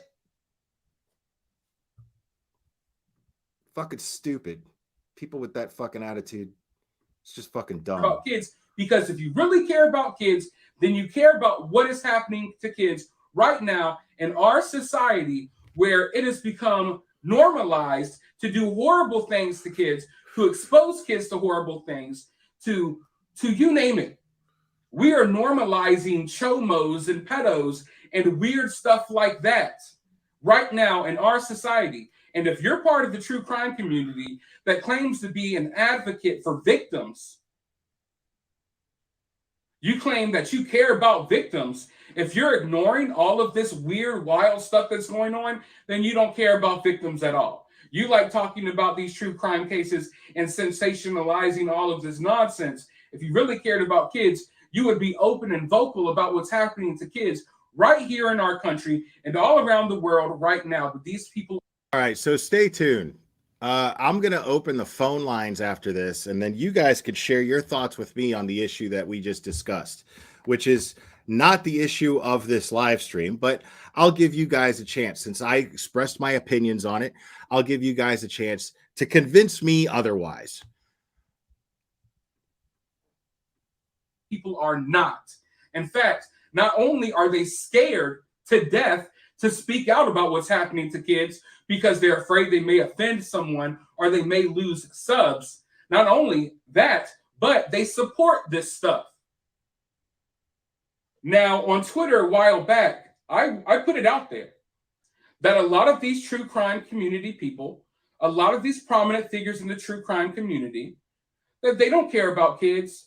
They support random creepy adults sexualizing their kids. They support having teachers talk to kids about weird stuff in the classroom. They support having kids reading porn magazines at the local library. This is the type of stuff that they support. They support it. And that's why they have a problem with me. But on Twitter... Now I don't know how much I don't know how accurate that is, but okay. Not too long ago, I tried to expose this. I tried to tell people. And a lot of people took it the wrong way. A lot of people were like, no, that's crazy. Yeah, no. You know how these people are. They try to deny what's right in their face. We got grown men out here shaking their balls, butt naked in front of little kids, you know, on the street in the middle of parades and shows and story hours. And everyone's, oh, this is stunning and brave. Yeah. And I'm trying to tell people, you know, if you're really out here pretending to care and to be an advocate for kids who have had horrible things done to them, and you're not calling this stuff out, then you're part of the problem. But like I was saying, I keep getting off track. I posted on Twitter that this is the deal. That a lot of these true crime people, they support the sexualization of kids. They support all of this weird stuff that's going on right now. And a lot of people are like, no, you're crazy for thinking that. Cinema Shogun, you've taken it too far. You've taken it too far. And I'm like, no, I know exactly what I'm talking about. And I feel like a lot of the people, not a lot, some people in the true crime community, I feel like they are perverts and weirdos that kind of get off on seeing the horrible things that are done to kids. And now, with this recent situation that has come up with Zav Girl, I think this is the proof that a lot of you all may need that this is going on within the true crime community. For those of you all who don't know, I made a video about it last night. You can go check it out. I had to... All right. So little change of plans here. I see someone's in my chat real quick. And...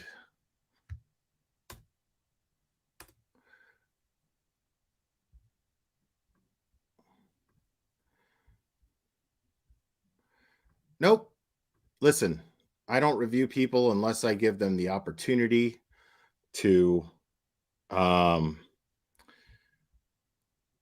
I tried to do that on her channel, and yeah, that didn't happen. So the link is in chat, but no one but Zav Girl click on that link. Zav Girl, you are more than welcome to come up here and defend your position. I would be more than happy to have you up here to defend your position in all this. Because right now, I guarantee that you feel, let's see, I'm an hour into current, but your sources are lying. It was the coroner, just like in trial, just circling, come up here and explain it. You are more than welcome to come up here and explain it. The link is in chat. I'm going to drop it one more time, but this link is strictly for Zav Girl, no one else. I do not open my panel. This is not one of those open panel channels. Yes, it is her. I verified it myself. It's definitely her. So, Zav Girl, nobody cares what you're saying in chat. Come up here and just, I mean, you're a YouTube creator. You supposedly have convictions behind the decisions that you make. You feel strongly about what you did was correct. Please tell my audience, change my audience's mind, because right now we just see you as a grifter and someone who is an opportunist, and only shared this to make money. So, because you know damn well, I mean, I don't care if somebody is spinning a narrative about me and what I do with my content, and it's just plain false the way you're claiming it is, I would be right there to defend myself and my content. So,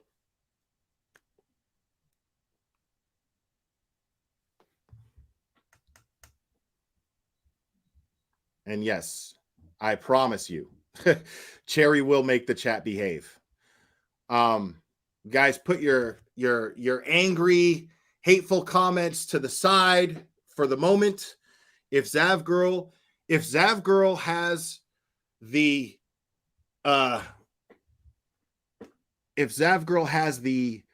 fortitude, as it were, to come up here and defend her position, I want everyone here to at least acknowledge that and show her respect based on that while she is on this panel, at least.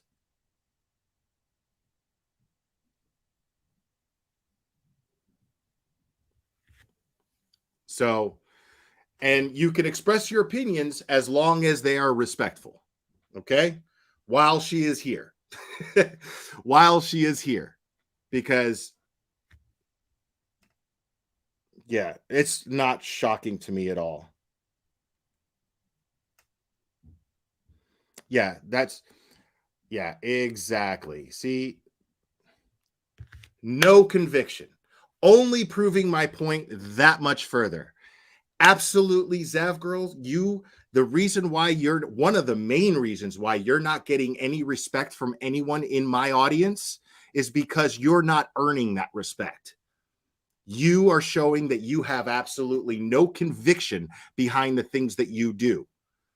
You are proving everyone's point. You're proving Cinema Shogun's point from his last video, that you don't actually give a fuck about what you're doing. You don't actually give a fuck about spreading awareness. You don't actually give a fuck about educating people, because if you did, you would come up here and defend your position.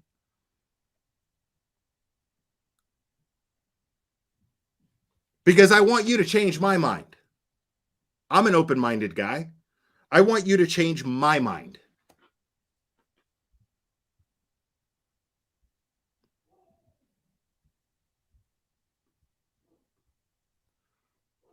True Crime Dime says, and thank you, Zav, if those were the same photos at trial as you're saying in chat, then why did you have to FOIA them? Why the paywall? Valid question. I mean, you have to FOIA them. I mean, it is what it is. That's how it works. But why'd you do it? Come up here and explain why you did it. Come up here and set everyone straight. You have an absolute opportunity here to set everyone straight. I don't want to hear what you're saying in my chat, man. Like, I don't want to hear it. Like, I'm going to end up hiding you because I don't respect you sitting here and trying to defend yourself through comments in my chat.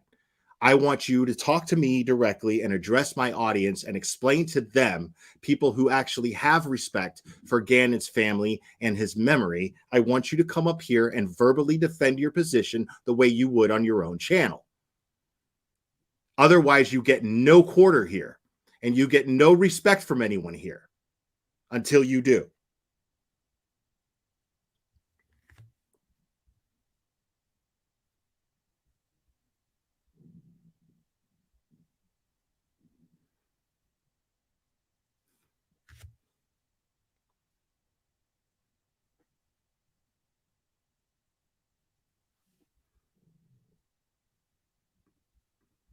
Sleep on it, because if I said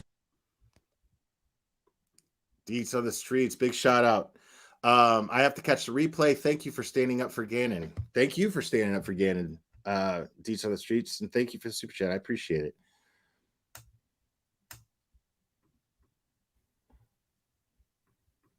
Said everything I wanted to say last night, you wouldn't be watching this video right now. I would have been kicked off of YouTube, okay?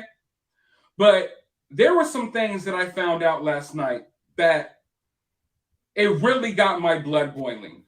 And there were details that I left out of the video that I made about Zav Girl yesterday.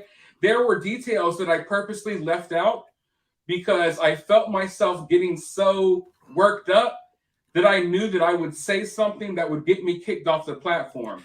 So I figured, you know what? I'm going to sit down. Would it be easier for me to... Zav Girl, would it be easier for me to just share the phone number and you can call in? Yeah, no, I put the link in chat so she could join me down the rabbit hole news. And welcome, by the way. I shared the link so she could click on it and address everyone.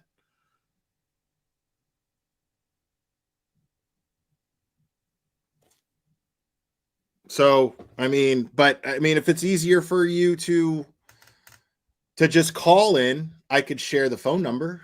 Carla, thank you so much. Zav Girl, he's offering redemption. Take it. Stand up and stop making excuses. Thank you, Will, for being an advocate and calling them out. Thank you. Brianna 25, thank you so much. So we're supposed to believe your internet is too bad to go on panel for 10 minutes, but good enough to stream for 10 hours, and you wonder why we don't believe you, right? I mean, Zav Girl, come on, dude. Like, one of the biggest things that you're being called out on is being completely full of shit. Prove to us that you're not.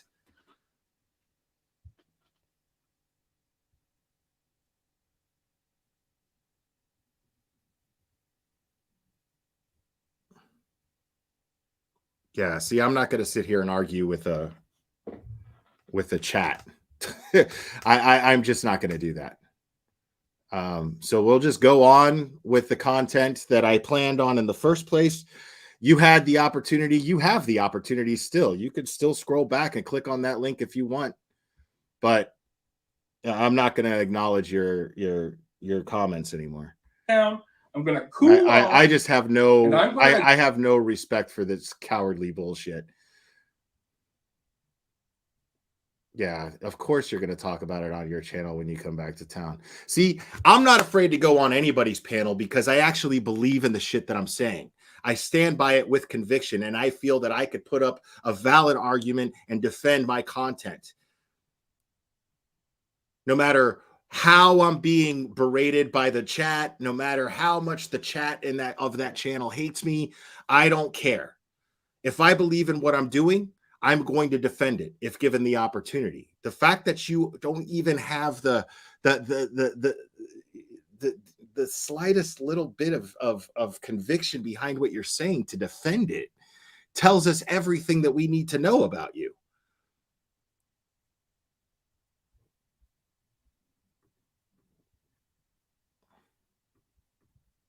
I'm going to address this tomorrow. So let's address this. So just sit there all fucking helpless, Zav Girl, while we drag you.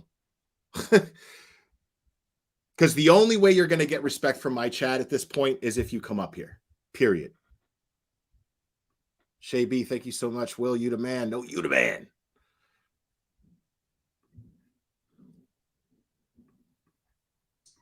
Now, I was saying that a lot of these people in the true crime community, a lot of these prominent figures like Rose and others, they not only don't really care about these kids and what happens to these kids, they support people doing horrible things to kids while they're still alive.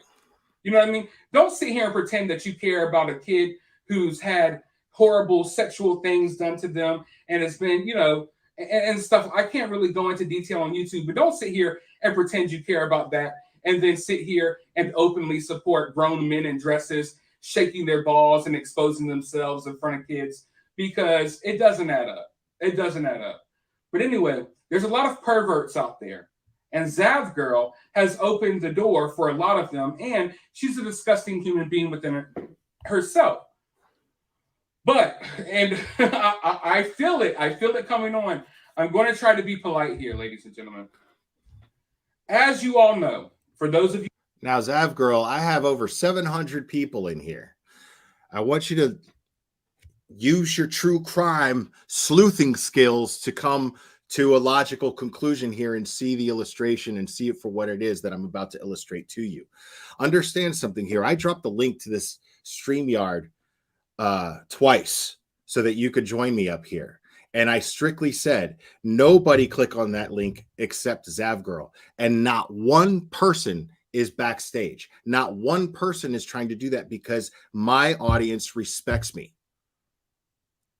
They respect my wishes, and if I tell them to respect you, they will respect you.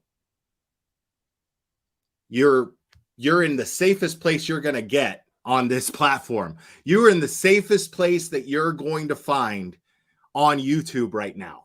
I promise you that. Because other creators, like the drama channels, they're not going to be nice to you. Promise you that. They're not going to give you any respect up here. So the fact that nobody has even clicked on this, and as angry as everyone is and has a voice and has opinions on what's going on here, the fact that that's even happening and nobody clicked on my link out of anger tells me that they just want to hear what you have to say. They just want to hear what your opinion is. They just want to hear you defend your actions. Change my mind.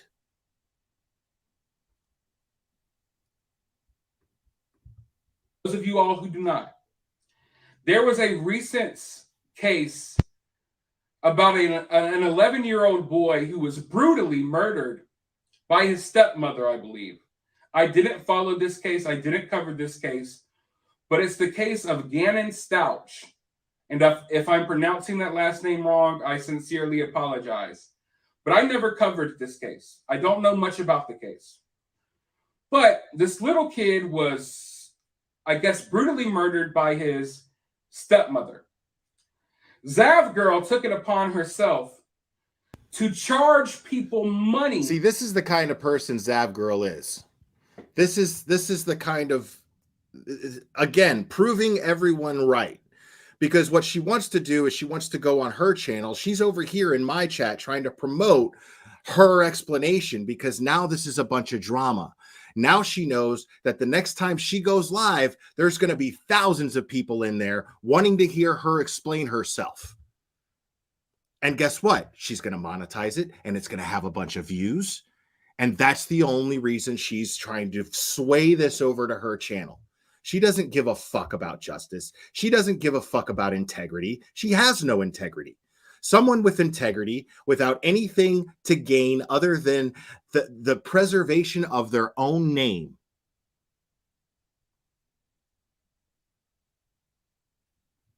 She would come up here and just defend her position. If you had nothing else to gain other than the preservation of your own name, you would come up here.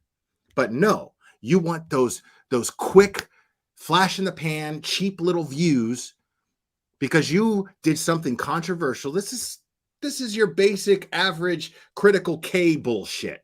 I'm going to do something totally controversial, shit all over the whole community, and then I'm going to piss everyone off in the process, and then I'm going to go on vacation conveniently and then come back and then address the issue on my channel and get those cheap views. Hate views are welcome, whatever. Any views you can get, right, Zav Girl? Any views that you can get is what you're looking for. Because if you were just interested in preserving your name and defending your position because you had conviction behind your fucking decision to post those pictures, then you would be up here defending it. But you don't, because you're a fucking coward with absolutely no respect for any of the victims that you talk about. You never have, and you sure as hell don't now. And it's painfully obvious to everyone watching.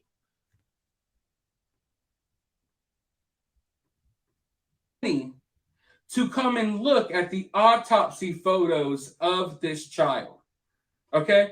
She's literally charging people online to look at photos of a dead kid who was brutally murdered. But it gets worse than that. I know you're probably thinking, well, how can it get worse than that? It gets worse than that. Okay? All right. Oh, man. Let me go ahead and cut the video, and I'll be right back. Okay. I got it together. Everyone's going to be talking about the fact that you had no bravery at all, no courage to come up here. Everyone's going to talk about if you actually gave a fuck about what you've done, then you would be up here defending it.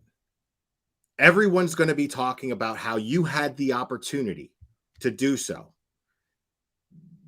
and you weaseled out of it the same way you weaseled out of letting me up on your panel during the Kylie Rodney case. The same exact way, because everyone remembers that. I promise you. I emailed you everything. I mean, you weaseled out of every opportunity that you could to confront me.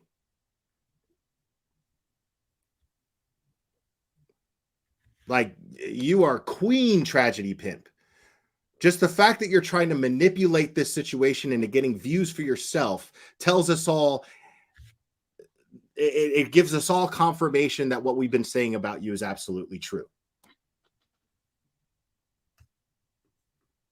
Together. I am trying to bite my tongue here as hard as possible. I have had to stop this video half a dozen times because I'm telling you, I am the type of person that will go the fuck off. I promise you I will. You have not seen anything yet. And I wonder, when you do go live, will you let me up on your panel? Is it the setting that intimidates you? Is it being in with an audience that is already made up their mind about you? Because I could see that being intimidating. I understand that. But I'm more than willing to be attacked on your platform. I was willing to do it before, and you weaseled out of it. But I'm willing to do it again. Give me a time and a place, and I will be there. Give me a time, and I will be at your channel, ready to talk to you about this, and you will have your whole community behind you.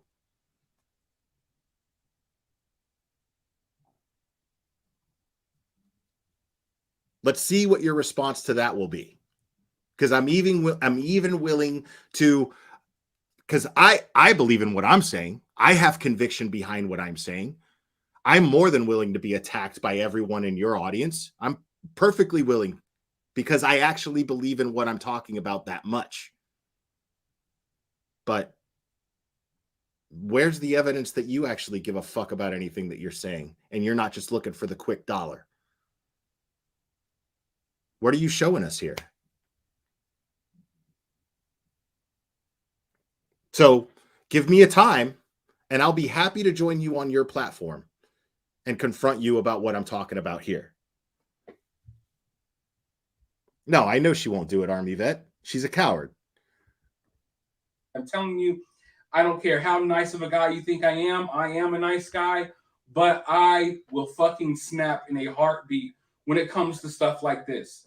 But anyways, not only did this disgusting creature, Zav Girl, literally sell pictures of a dead kid online, charging people, hey, come pay me, join my Patreon so you can see pictures of this dead kid.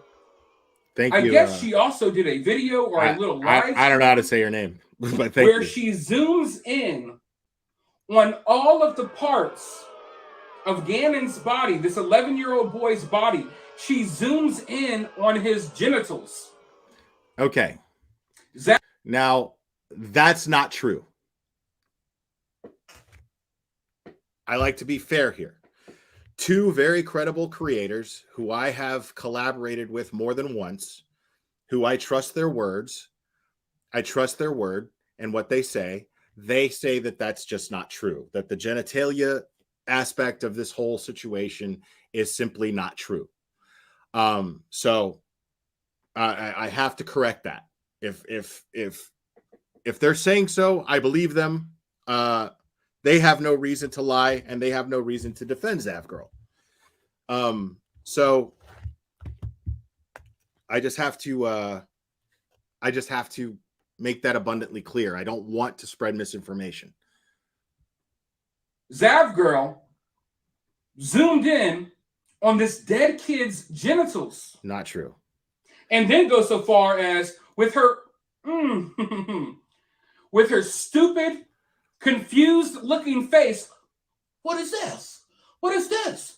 What are these strings? All this bitch does is sit here and act confused 24/7. And then she starts pointing out, what are these strings?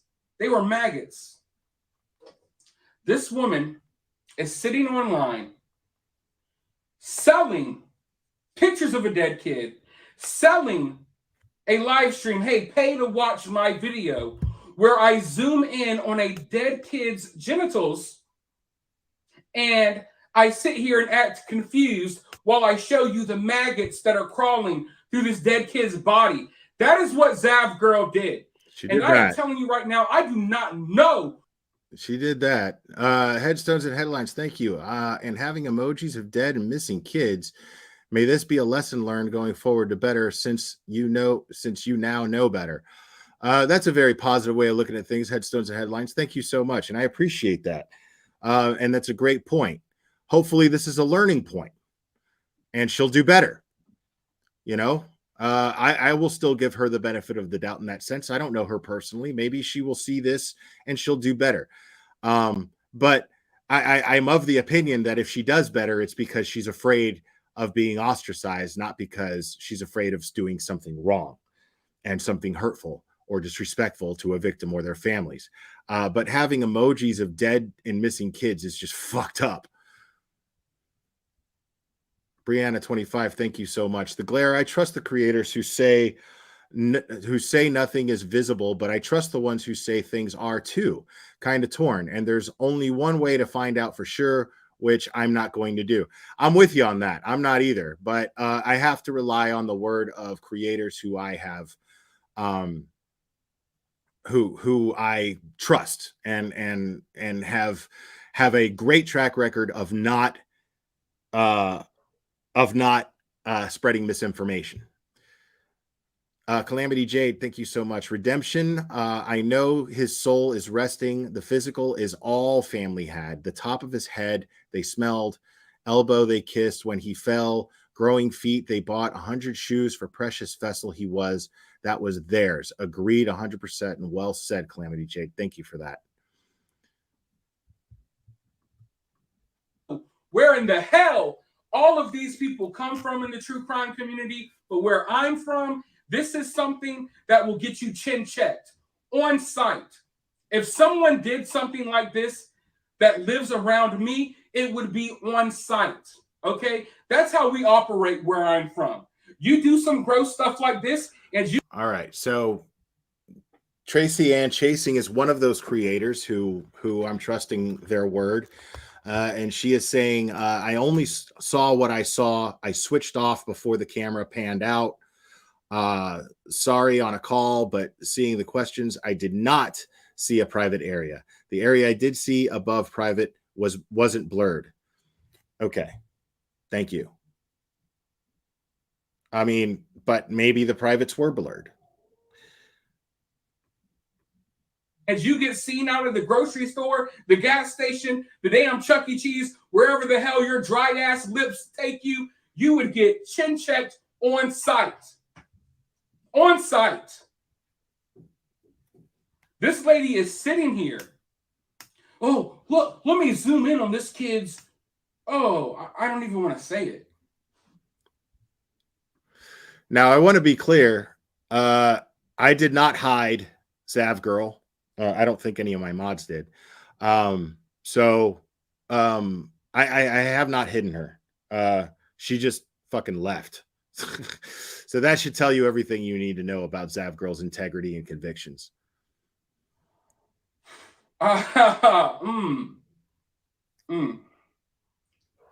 But anyways, she is literally sitting here zooming on this kid's genitals, talking about the maggots that are crawling through this kid's dead body. And you want to know the type of people who are. Now, out of respect for Cinema Shogun, real quick, out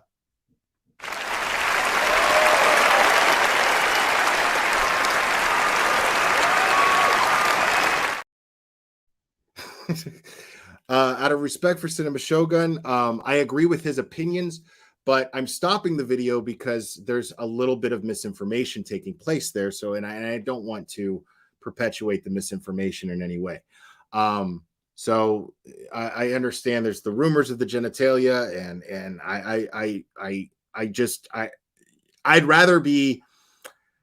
I'd rather not be wrong about that if it were the case. You know what I mean? That's something that is an accusation, even if it's somebody who I don't respect what their actions are. I'm not going to perpetuate a false rumor if it may be false. I still don't have proof of that, and I don't know, because I'm not gonna, just like Brianna25 said, I'm not gonna click on that shit and look at it because I don't feel the need to click on it and look at it. I have no interest in clicking on it and looking at it. I got what I needed out of the trial, and I still didn't need to look at the pictures. You had an expert explaining it to a jury whose job it was to look at the pictures. It was not my job to look at those pictures because I don't have any interest in looking at those pictures, because me looking at those pictures makes no difference on a positive level for justice for Gannon. So I felt no need to do that. Now,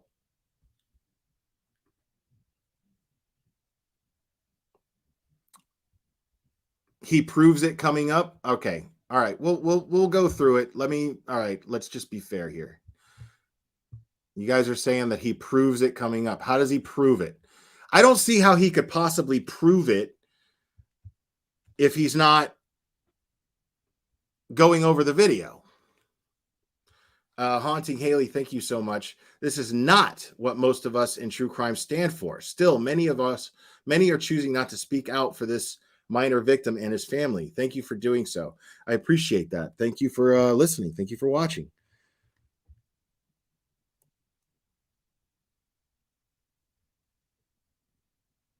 With a comment, you can't prove anything with a comment. You can't prove anything with a comment.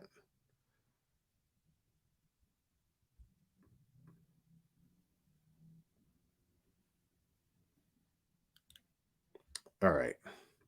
Well, let me just fast forward to that then.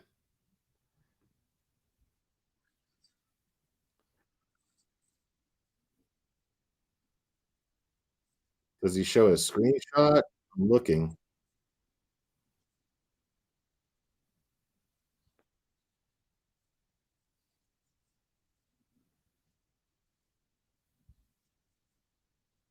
All right.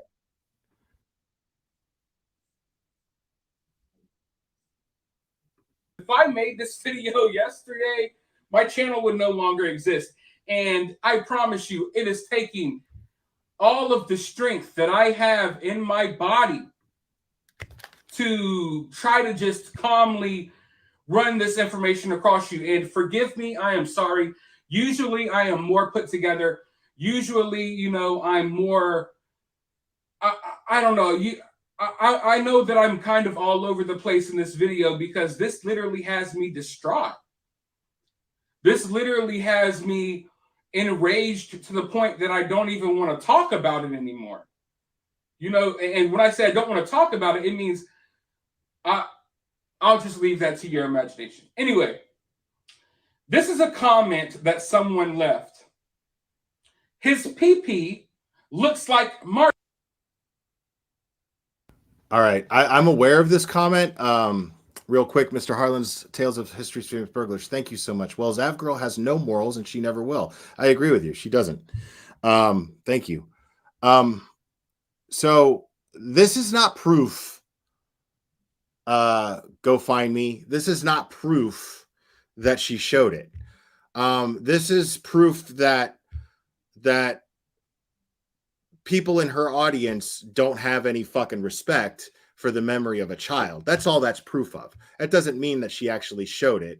It just means that they're making some disrespectful trolling comment based on the rumor that his genitals were shown. That's all that proves. That doesn't prove that she actually showed it. So I want to be very clear about that. You know, those of us actually in true crime who actually look at things and can differentiate what is evidence and what isn't, we understand that difference.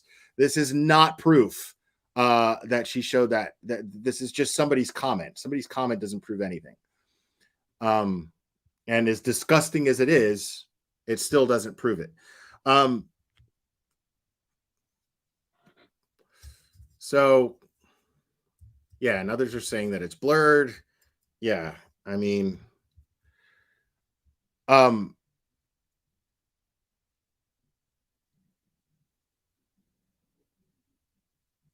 the issue is not so much whether or not his genitalia was blurred or not. The issue is that she disrespected this boy's memory. That's the issue. And she didn't do it in the name of science, and she didn't do it in the name of education, because there was absolutely no educational or insightful commentary taking place in this video, from what I understand. True Crime Dime, thank you. At this time, she still has not removed the content. No remorse, no desire to correct her mistake. Don't let her fool anyone later that she's sorry. Agreed. That's a good point, and thank you for pointing that out. Because that's actually a great observation to make.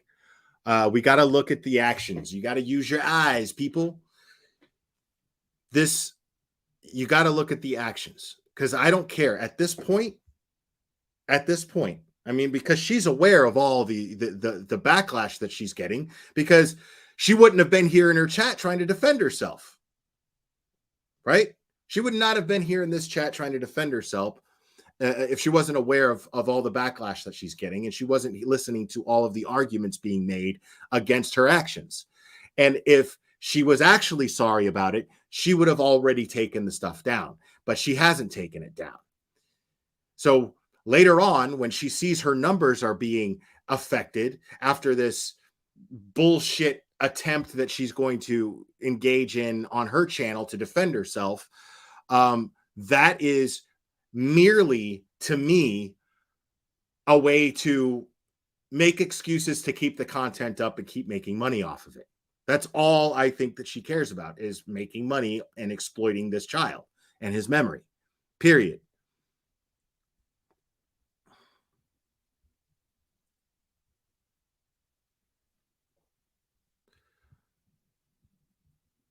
Now,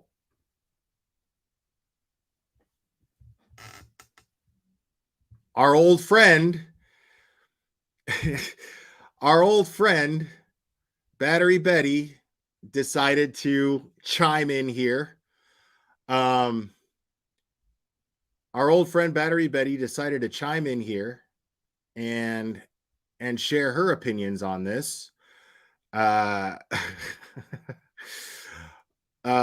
Which is really funny to me. So we are going to we're going to go over that.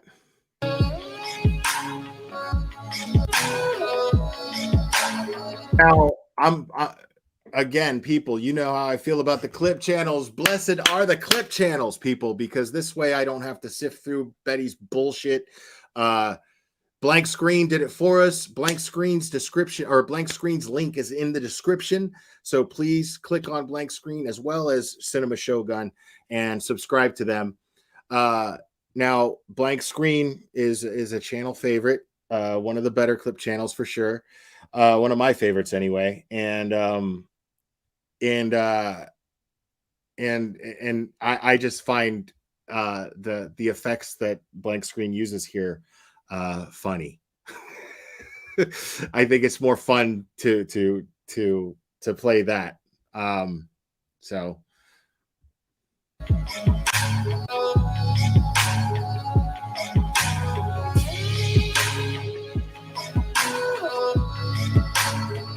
I was actually jealous of Rev and Shani there in that picture, because they're eating White Castle, and I haven't had White Castle since I was a little kid. Not like real White Castle. I buy the frozen ones, and they're good, but it's, you know, it's never the same.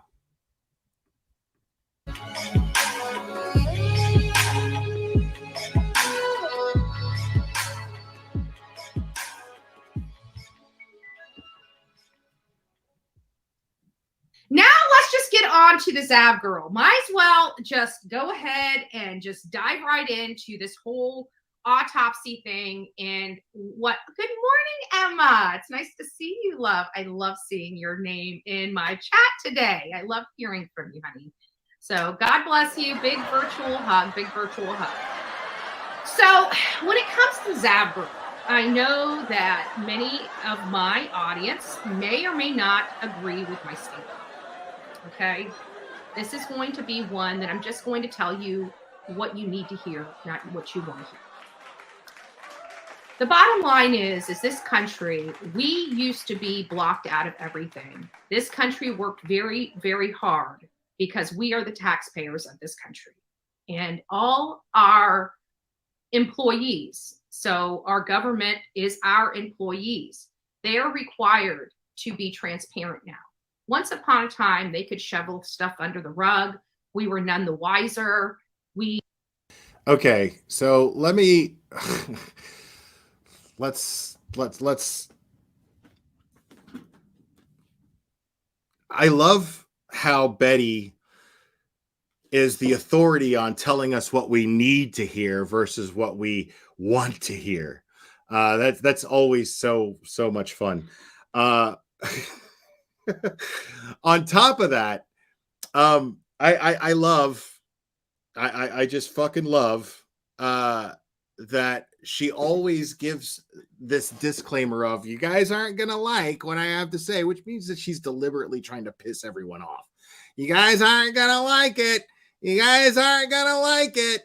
And then she always says the most nefarious shit you could think of, or clueless shit that you could think of, which is just always really funny, bro. But her face, bro, like, oh my God, bro. I got to do it. I got to do it, y'all. I got to do it. Here we go.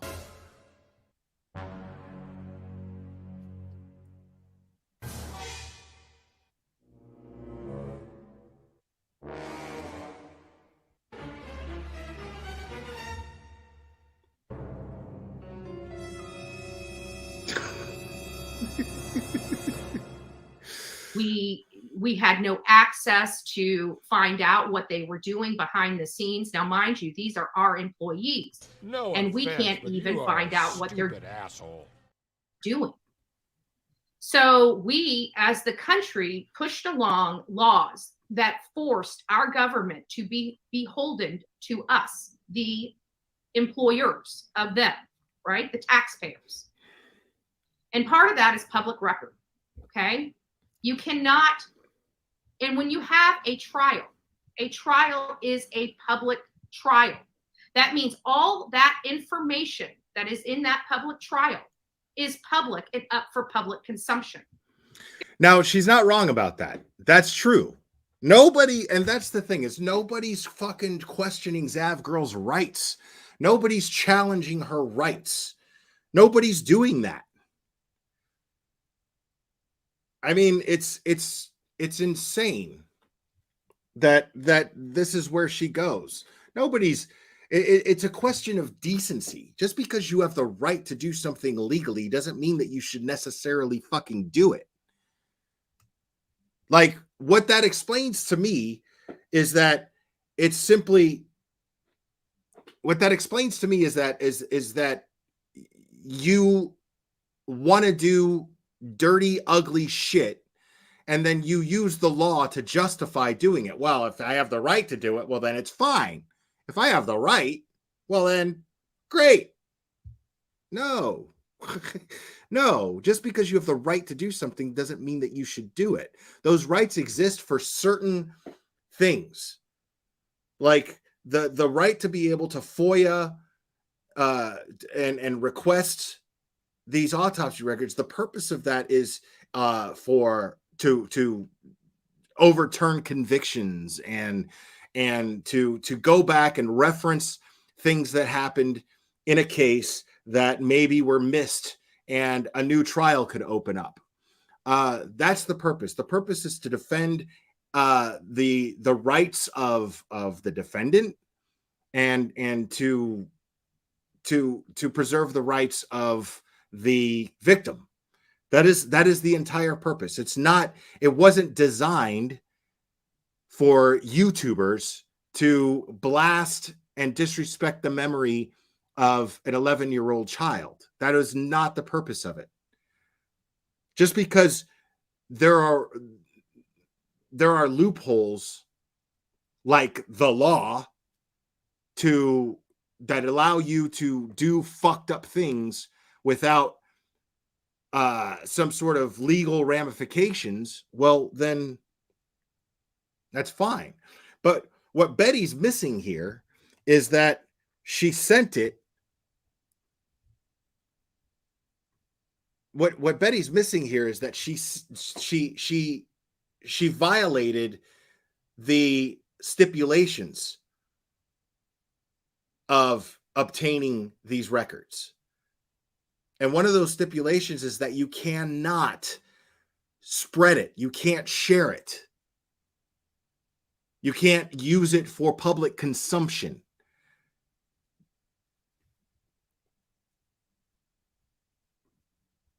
Oh, wait, hold on. I had a comment highlighted that I wanted to, and then I saw another one and I got distracted because my brain's all over the place. Here we go. Lawyer Mystery Maven says, Zav Girl's conduct will impede transparency. I'm for transparency, but when people do this, it jeopardizes that. Exactly a good point. Now, Lawyer Mystery Maven is a criminal attorney. All right. She has been she has been a defense attorney and she's been a prosecuting attorney. But she is currently a criminal attorney, and she is making an excellent point here, because when people abuse these rights and use these rights and abuse them for reasons that they're not designed for, it puts those rights in jeopardy.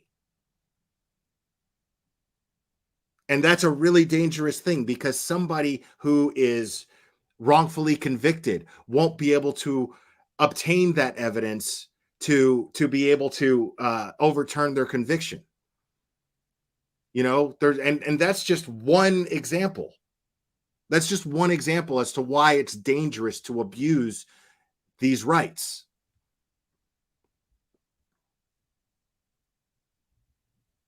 And Cape Breton Drone Pilot says she has the right to view under FOIA, but it is illegal to post in public forum without consent. FOIA protects your constitutional right to privacy. There you go.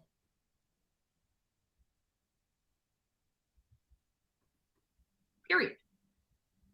It is our right as citizens to acquire those documents. They don't provide you those documents during the trial. The only time you can achieve or receive those documents is after trial, when you do a public record request. This is open to anybody, not just media, not just movie stars, not just big pictures. This is open to all citizens of the United States. You have the ability to pull What the records fuck are in you this talking country about? under Movie the Freedom stars. of Information Act. With that being said, I believe that Zav Girl did the appropriate thing. Wow. You're entitled to shit. She did the appropriate thing By putting it behind a wall and not making it public for anybody and everybody to preview it. That would have been the appropriate. That's the stupidest fucking thing I ever heard. Because here's the problem with that. There are two problems with that. Putting it behind a paywall does not privatize it in any way. It just means that if you want to look at it, you got to pay me. That's all it does. It doesn't protect it in any way, shape, or form. Does it limit it? Yeah, it limits people who don't want to pay for it, who it's not worth paying money for, who it's not worth it to pay money for. I mean, that's all it does. It doesn't protect the integrity or the privacy of the issue. She didn't do anything right by that. All she did was found a way to capitalize off of it. That's it. And guess what? She even failed at that, which brings me to point number 2. Point number 2 is, even though she put it behind a paywall, she didn't password protect it. So then this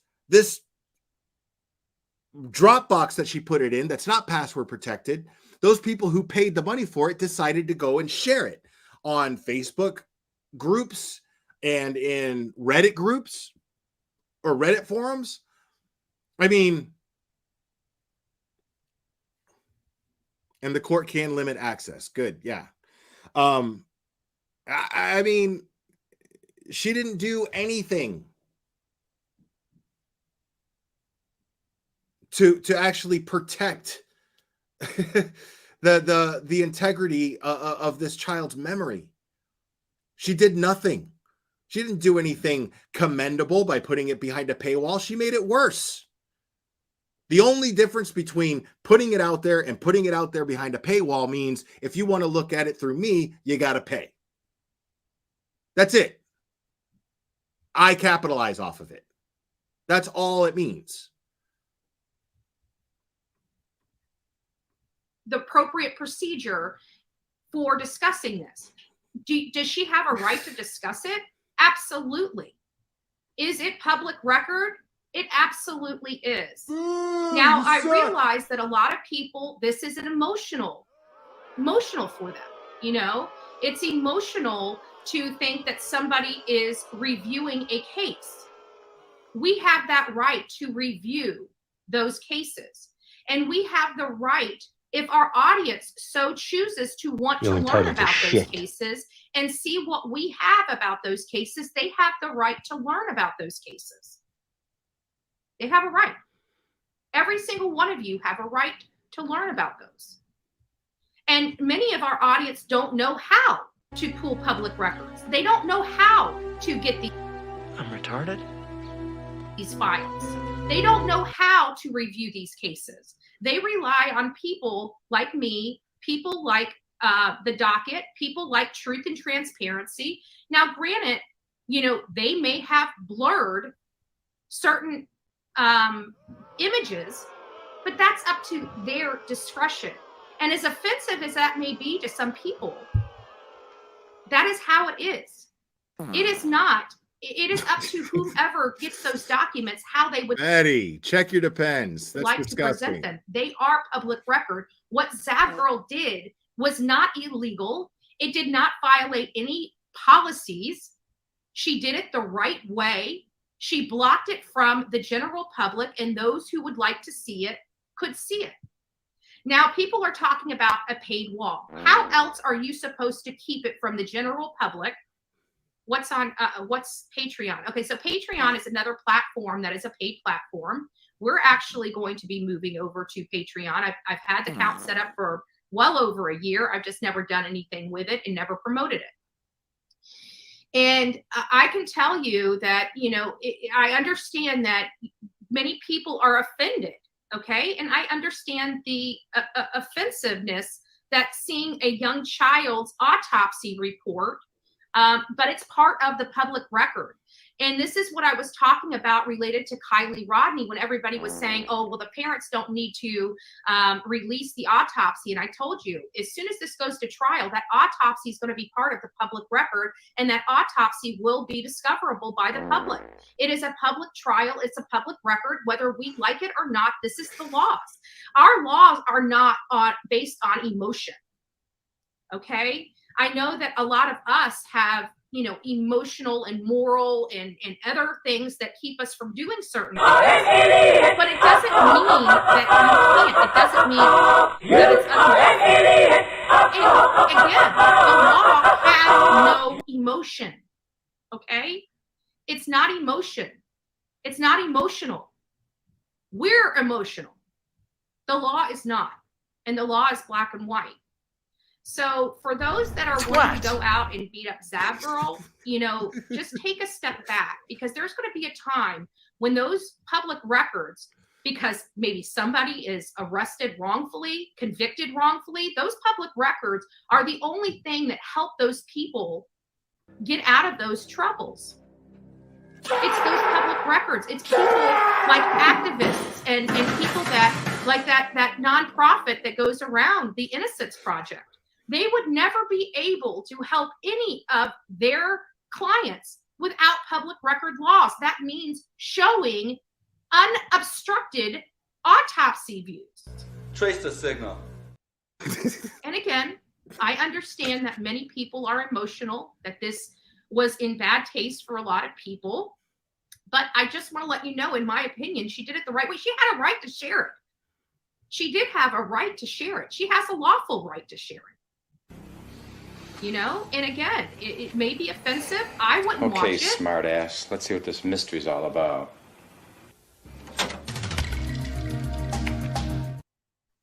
If I would have showed all the photos, because I believe, you know, it is a responsibility. But if I was behind a private wall with the people that want to see it, would I have shown it? It's possible I could have. I don't know. I'm not presented or put in that position. Shut up! Oh my God, I don't care! But to think that she needs to have her channel terminated for doing a lawful act is ridiculous. I think people need to quit being so emotional, but I'm not an emotional person. You know, I'm an emotional person privately, professionally. I'm not. I'm not an emotional person. I look at this stuff black and white. You know, I'm an emotional person privately, professionally. I'm not. You know, I'm an emotional person privately, professionally. I'm not. You know, I'm an emotional person privately, professionally. I'm not. I'm not an emotional person. I look at this stuff privately, professionally. I'm not. I'm not an emotional person. I look at this stuff black and white. That's your opinion, Palm Tree. She's not an emotional person, y'all. She's not an emotional person, y'all. I mean, like, all she's done, the only reason anybody watches her is because they're waiting for a meltdown. They're just waiting for a meltdown because she always has meltdowns. Those are emotional outbursts. Okay, Betty, those are emotional outbursts. Here, like, let's give a more accurate. This is a much more accurate depiction of what Betty does.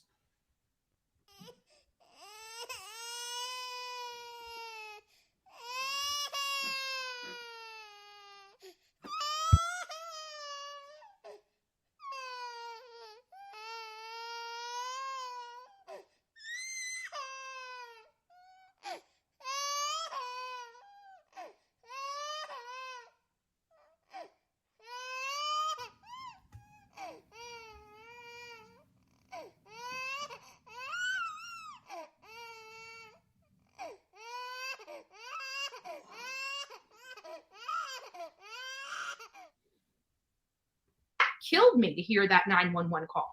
I was in here in tears listening to that 911 call. Many of you don't know that. Did it stop me from putting it up? No, it didn't. Because it's a public record that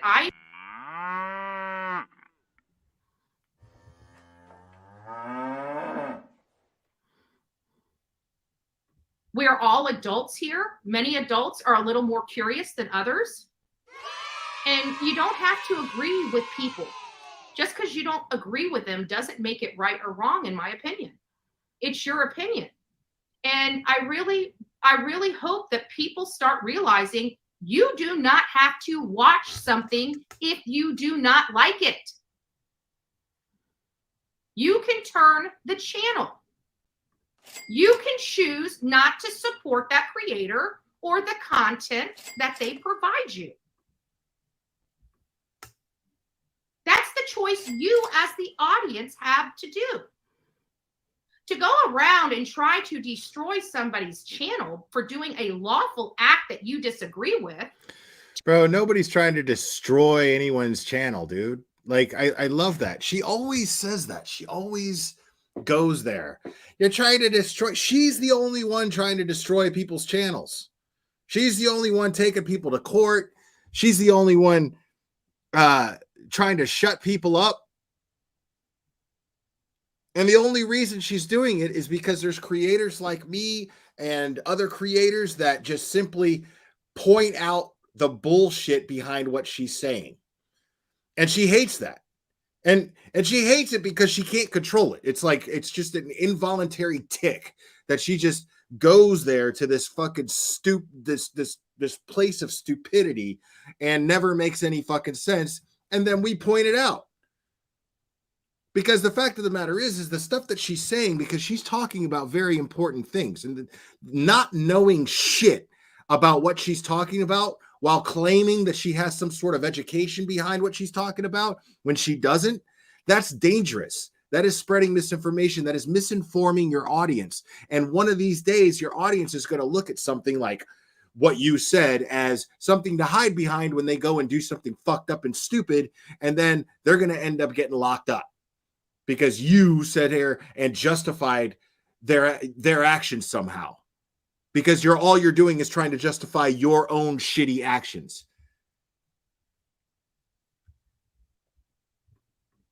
To me, is petty and emotional and irrational. Petty, emotional, and irrational. So again, it is your responsibility as the audience to choose to tune in to watch what you want to watch and not watch what you don't want to watch. She put it behind a paid wall. It seems to me more people. See, Lawyer Mystery Maven is saying, I'm a lawyer and I look at autopsy photos and it's emotional. Period. Ask a lawyer. I can still do my job effectively, but I would be a terrible lawyer and human if I had no response to those photos.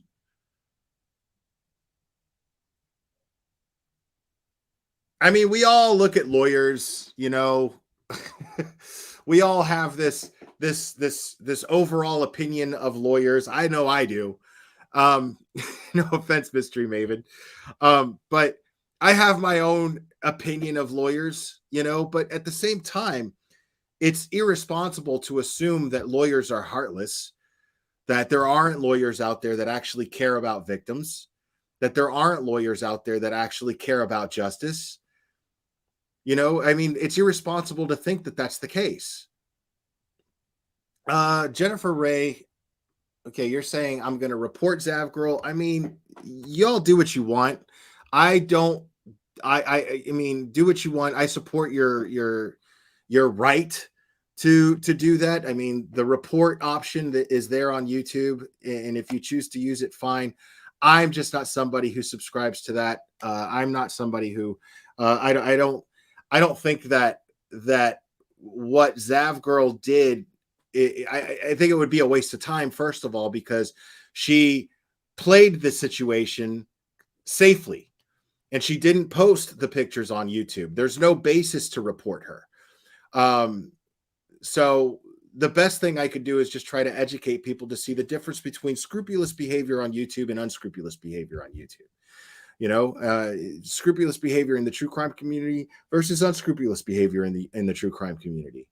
And that's, you know, so I mean, do what you want. I don't sign off on reporting channels on certain things. I just prefer, I live in a dream world where I just hope that the mass majority will smarten up and see the difference between these shitty creators and these creators who actually care about victims and have better judgment. Just don't be fooled, you know, because look at the actions and not the words. All of these creators sit up there and they say, we care so much and we love the victims so much and we care and we want to spread awareness and blah, blah, blah, blah, blah.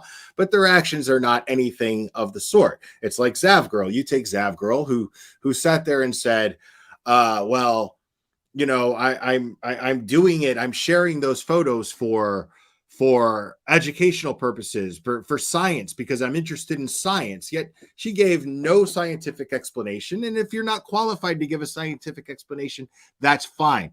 But don't say it's in the name of science without either A, giving a scientific explanation if you're qualified to do so, or B, getting someone who actually is qualified to explain and give a scientific explanation and a scientific insight and an educational insight into what you're looking at. At least do that. I would have still, like, I would have just kind of shook my head. I would have just, you know, if she did that and actually had, like, you know, best case scenario, the actual medical examiner who went over that stuff, I would have been like, okay, you know, I don't need to go over that. I feel that it's pointless, and I don't see the point of even going over that shit. I still think it's morbid as fuck, but okay, I get it. You know what I mean? But it wasn't that. It was just, let me just fucking post this shit because it's morbid. Like, ew, oh my God, what is that? Is that strings? Oh, nope, it's maggots. That's not educational. That's not educational, and that's not scientific. I mean, technically it's scientific if you want to explore the psychology behind some asshole that felt the need to do that. If you want to explore the science behind greedy behavior, okay, there it's scientific. But other than that, it's not scientific at all. She gave no scientific explanation. It was nothing other than morbid. It was no different. Showing that was no different than showing roadkill, except the difference is this dead body that she showed was murdered, and it was a little boy who had a future and had a soul and brought joy to people, and making him out to be just a slab on a table, or just something that was, you know, just refuse that was discarded in a suitcase. That's not scientific at all.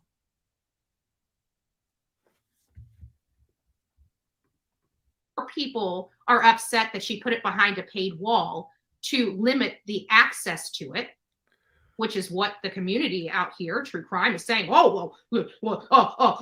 She shouldn't have showed it. She didn't show it to the general public. Which is what the community out here, true crime, is saying. She shouldn't have showed it. She didn't show it to the general public. She shouldn't have showed it. She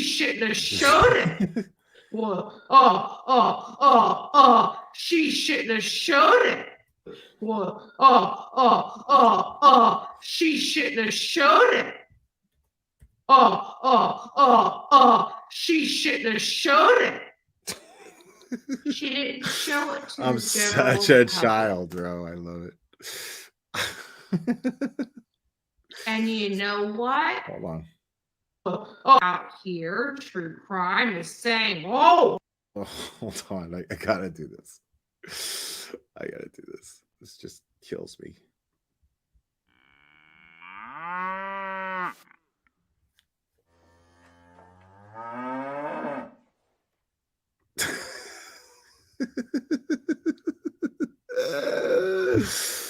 Oh my God, I'm such a child.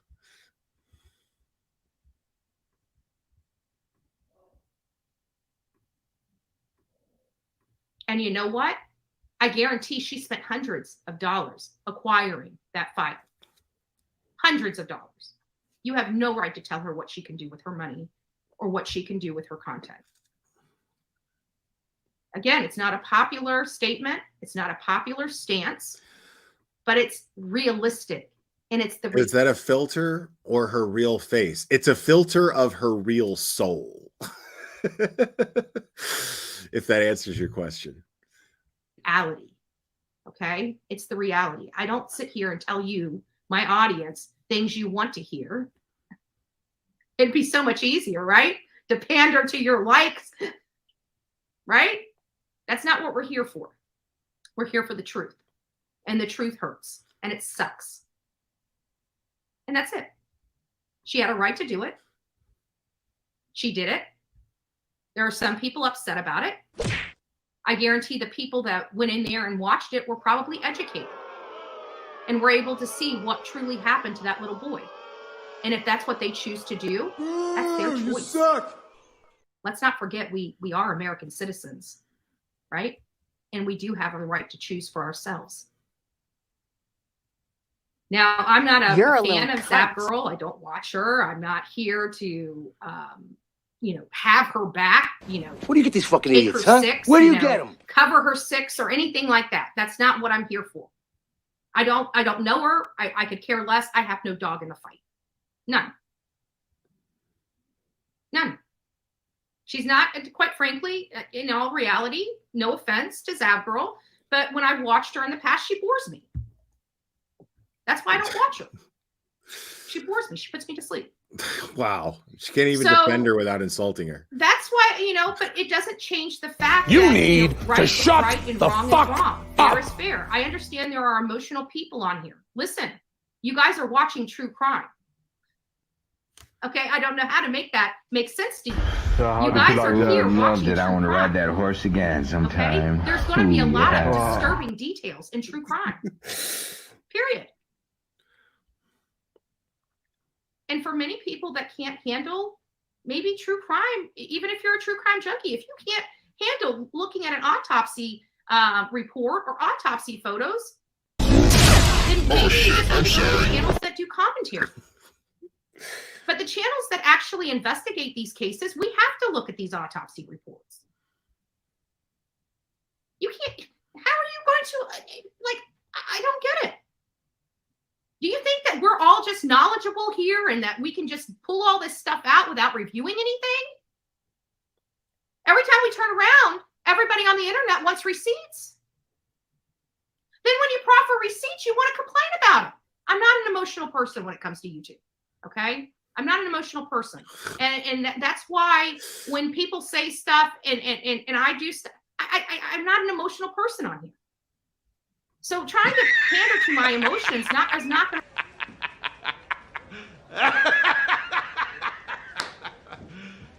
You serious? It's nothing personal. And so I just think that, and granted, people are going to say, well, it's personal to these families. Right. But this is public record. This is out there.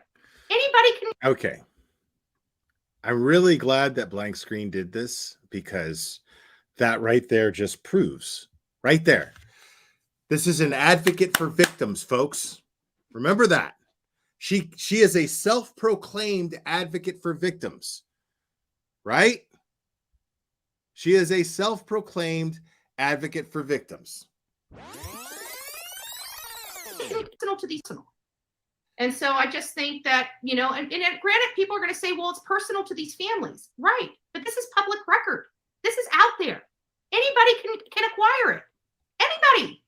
Record. And granted, people are going to say, well, it's personal to these families. Right. But this is public record. This is out there. Anybody can acquire it. Anybody. Okay.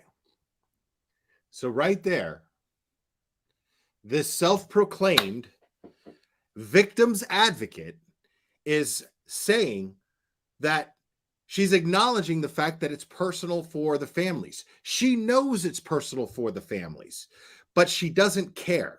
As long as it's public record, it's fair game to do whatever the fuck you want with it. Like here, I'm here to fight for you, victim, but wait a minute, but I mean, yeah, I understand you. It hurts your feelings and it's disrespectful and fucks up your memories of your deceased, murdered 11-year-old boy. But it's public record. I'm going to do whatever the fuck I want. Sorry. I mean, right there, she's proving to you that she does not give a fuck about victims. She doesn't give one flying fuck about victims. It is proof right there. She's telling you. Because if something is public record, then the integrity and the memory of a victim and how the families, the loved ones of this victim and how they feel and how they're trying to heal is a distant second at least to her obtaining things that are public record and sharing it.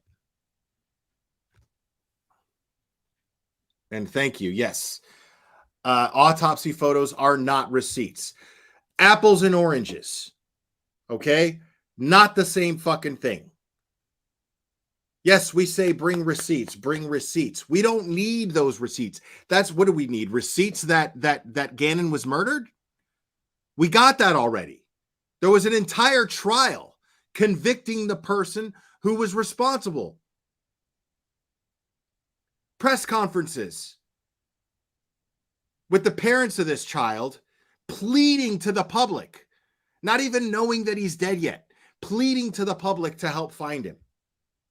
Pleading to Gannon, if you're somewhere, by any chance that you ran away, come home. You're our G-man. We love you. We miss you. 3 years of waiting to get justice for this boy. 3 years. What receipts do I need? I got the receipts. The fuck are you talking about?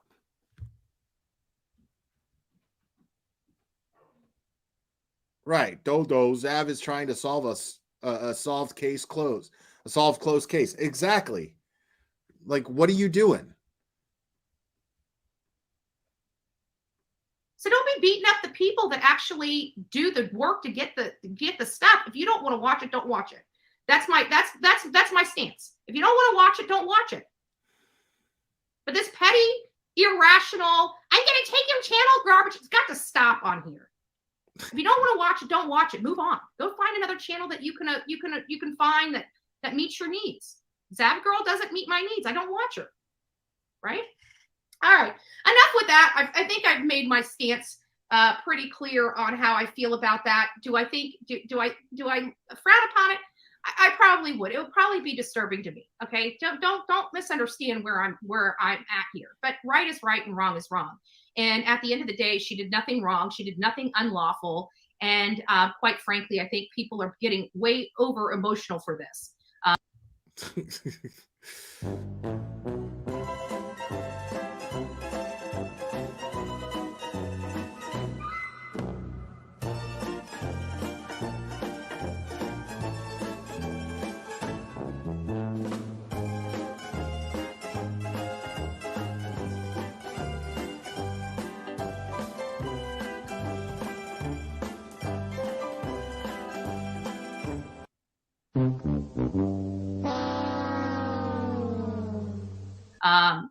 It's your choice. Don't watch it, right?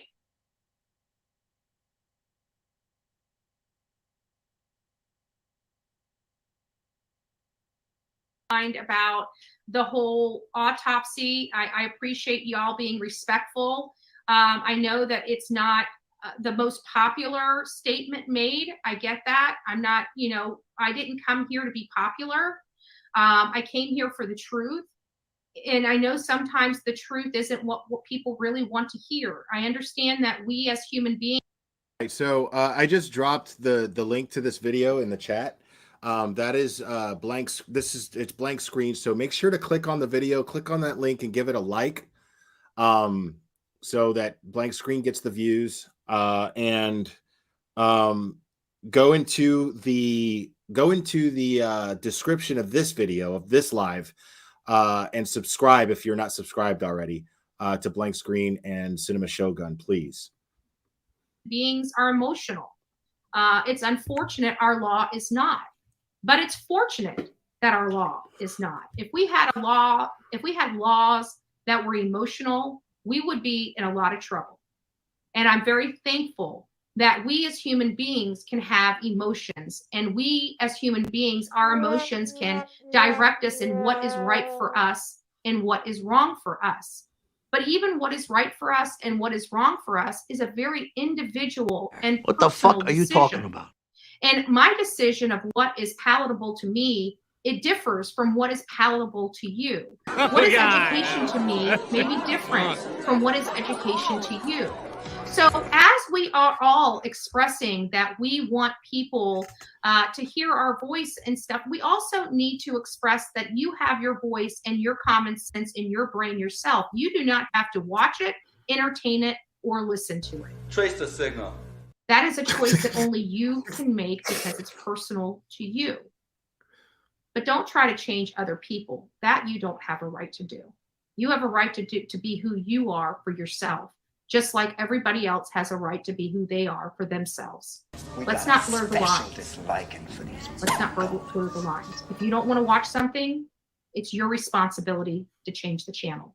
It's not my responsibility to change what I'm talking about. I hope each and every one of you have a wonderful day. God bless you as you make your way through your week. Take it easy. Don't take life so seriously. Tomorrow is not promised. I would hate for every person in here to have a stick rammed up their butt and tomorrow not be promised for them. How boring would that be, right? That's not your legacy. Go live life